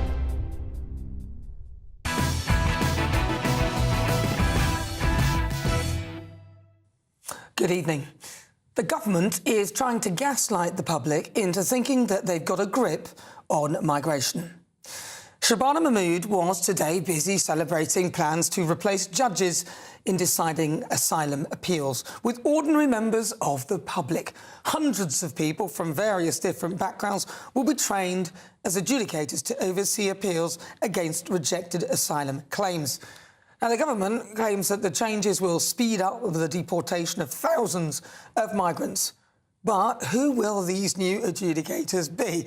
Let's hope it's not this lot. Just notice your placard saying refugees welcome here. Yes. I'm just wondering if you'd like to go down on a list saying you're willing to take the refugees into your home. Well, if I had any space, I would. If you had any space. It wouldn't be a nice place to bring them because it's a bit overcrowded. Right. Yes. Sorry, rental. Yeah. You can't do it. Yeah. Someone else's job. Yeah. No, I'm sorry, I can't. You can't take one. I don't have a space. You don't have the space. Now, the new policy is part of the government's immigration and asylum bill, which will be introduced to Parliament tomorrow. You can expect the Home Secretary and other ministers to pontificate about the mess that they were left by the last Tory government, about how they're cleaning it all up and they've got a grip on the asylum system and so on and so on. But they're just trying to pull the wool over our eyes. Do you remember this? That partnership allows us to remove failed asylum seekers, visa abusers and foreign criminals. all of whom are being removed from this country at a rate far higher than the one that we inherited.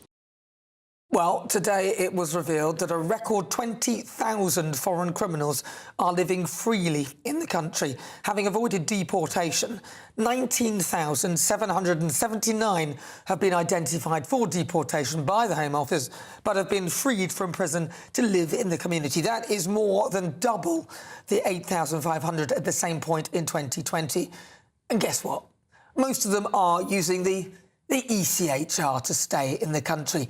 Sex offenders, robbers, fraudsters, arsonists and domestic abusers successfully challenged their deportation by claiming it breached their rights to a family life. According to The Telegraph, a Pakistani drug dealer who was allowed to stay in Britain after an immigration court heard it would enable him to teach his son how to shave and talk to him about things a mother could not. And then even if we do manage to deport any migrants, we can't seem to stop them coming back. According to The Sun, thousands of migrants who had been deported from the UK were later found back in Britain just years later. Nearly 4,300 individuals who had previously been kicked out of the country were back in the United Kingdom between 2021 and 2025. Amazing. We've got a record 20,000 foreign criminals that we can't boot out, and then even the ones that we do manage to boot out keep coming back. So what does the government decide to do? Well, they're going to introduce a new sponsorship scheme offering safe and legal routes for migrants to come to the UK.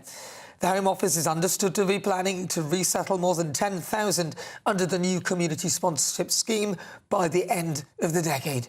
Fantastic. We're just going to wave the white flag at all those small boat migrants. Come on in, lads, it's all over. Ditch the dinghies, hop on a plane, and you can just walk right in. And just when you thought it couldn't get any worse, we've finally hit rock bottom. Labour has dropped the ban on small boat migrants and other illegal immigrants winning British citizenship after a legal challenge would claim that the policy was a breach of human rights laws and international refugee treaties. All migrants will have to do is say it was outside their control that they arrived in the UK without permission. That's it. And then they're on their way to British citizenship. So next time you hear a government minister banging on about how they're ramping up deportations, smashing the gangs, cleaning up the asylum system, frankly, they're having a laugh. But let's get the thoughts of my panel. Daily Express columnist Carol Malone and also Reform UK member Sir Jake Berry. So we're waiting for Benjamin. I don't know what we are. We're quite happy he's not here, actually. Well, exactly. We can just push our views. Well, no left-wing views tonight. Let's have a proper show. Yeah, That's let's have what a proper I say. discussion. I know our viewers will be very happy instead of chewing their hair, listening to the rant. No, but seriously, Jake, you hear this? They keep acting as though they're doing something. And every time they come up with even doing TikTok adverts and stuff like that, which is frankly ridiculous. And now, finally, when we think we've got a Home Secretary that appears to be going in the right direction, she's reversing. And look, and this is why the British public are so angry. Because they have been lied to again and again and again. And we have Keir Starmer coming into Downing Street, almost as bad as the former government, which everyone knows I was part of, coming into Downing Street saying we're going to smash the gangs, and have a Home Secretary saying we're going to deport a record number of people. Look, I think the British public have woken up to this. We know what the political classes want. They want to flood our country and change our society beyond all recognition. And no matter it feels like what the British people say, the courts will get in the way. The judges like Lord Hermer will get in the way. The international bodies will get in the way. And the only way we're ever going to truly deal with this, and I called for this when I was in the cabinet in government, is leaving the ECHR, defending our borders, and when these people arrive in our country illegally, they should almost not touch the shore. They should be picked up, arrested, taken to a processing centre and immediately deported to a third country like Rwanda, Albania. Frankly, I don't care where it is. They shouldn't be in our country. Carol Malone. Yes. This thing today, this dropping the ban on small boat migrants, the Tories brought in a law that said if you came here illegally, you could never get British citizenship. It was a very good law to bring in, and they brought that in with trying to bring it in with the Rwanda scheme. Now Labour has dropped both of those things, which were two fairly decent deterrents. You know, every country has a right to control its own borders in however way it wishes. And they cannot be... British citizenship should not be part of a pathway if you come here illegally. It should be a rule that if you come here illegally, not only do you not get citizenship, you don't get benefits, you don't get to stay here, you don't get put up in a hotel. The only thing you're entitled to is a flight straight back out. And yet, Mahmoud, who I actually had some respect for, because I really thought she was pushing through an agenda that we were all in favour of. I don't know whether this has happened. I know this has been a challenge brought by, you know, these greedy scumbag lawyers who have used ECHR Article 8 to say that people, this is against the human rights to no longer grant them citizenships. It's not against... What have human rights got to do with British citizenship? Nothing whatsoever. It shouldn't be part of the argument. But Mahmoud could have challenged this more than she has, and I'm hoping that the Tories are going to challenge it in the Commons. I think that's their next step. It is shocking that we are... It's another noticing. Come on down here. You stay here for a couple of years and you'll be a citizen. And these people are a drain on our country. All right. Well, let's speak to political commentator Matthew Stadlen. Matthew Stadlen, what do you make of what Shabana Mahmood is doing? Surely she's, in a way, inviting people to come here. She's not really... There's no deterrent anyway. So by then offering more safe and legal routes, it just means that people can come straight in and again... And also the fact that you can now just claim British citizenship if you have come via any of those illegal routes. So, again, no deterrent whatsoever. Well, hi, Nanda. Thanks for having me on. Hello, everybody. And I would just start by saying that what Sir Jake Berry just said, that the political class, something along those lines, politicians, the political class, deliberately trying to flood our country with immigrants is one of the most bonkers things I've ever heard on GB News. Not only, as he pointed out himself, was he a senior figure in the last Tory administration, but for him to say something that makes it sound as though he's been radicalised with the Kool-Aid, that there's some sort of conspiracy by his former party and by the Labour government to flood the country with immigrants would be utterly disgraceful if it were not so obviously comic. On the substance of this, well, there's the politics, isn't there? We've got a new Prime Minister about to come in, Andy Burnham, who made his speech today. I thought, by the way, he should have taken questions. And there is the possibility that Shabana Mahmood may be trying to soften her approach to immigration a little bit in anticipation of Andy Burnham and his approach to immigration. We all await with bated breath how he's going to deal with the various challenges. I'm on the centre left. Clearly, we need to get a grip of all this. But if it were an easy scenario, then trust me, the last Conservative government would have done something about it because they knew how toxic it was. And this Labour government would have done something about it already. None of this is easy. And the idea that leaving the ECHR is some sort of silver bullet, even if it were desirable, I mean, that's just ridiculous. Jake Berry. Well, it's good to see you again, Matthew. But look, if there isn't intent behind this, why then, when you had things that were discouraging people coming through this country, like the threat of being deported to Rwanda, let's not forget that people left Northern Ireland and went to Southern Ireland to avoid that. Why has that been got rid of? Why has the government not continued with things like pushing boats back? Why did we pay £500 million to the French and they effectively did nothing with it? You know, if you look at this and you're just an ordinary citizen, you look at this, if there isn't a plan to try and encourage this or to try and remove all of those things that push people back, whether it's, you know, pushing back on benefits or deporting to places like Rwanda. If it isn't a plan, it may just be incompetence. Exactly. But it is the most incompetent government in history, which is why small boat crossings have been near a record high last year. Labour doesn't agree with immigration per se. Now, there's not much Matthew Stadlen ever says that I agree with. However, I do have a feeling that Shabana Mahmood is softening her stance because of Burnham coming in. And that makes me really angry, because I thought she was was the one minister in this government who had some gumption. And if she's doing all of this to save her job, well, she shouldn't be doing the job she's doing. It's shocking if she is. And if she's going to get some credibility back, she has to fight this. She has to fight this now. Just to sort of come back to what Sir Jake was saying there a moment ago, I think I heard it come out of your mouth, Jake, and it is good to see you again. It's been a while. But I think I just heard the words come out of your mouth that we should be pushing boats back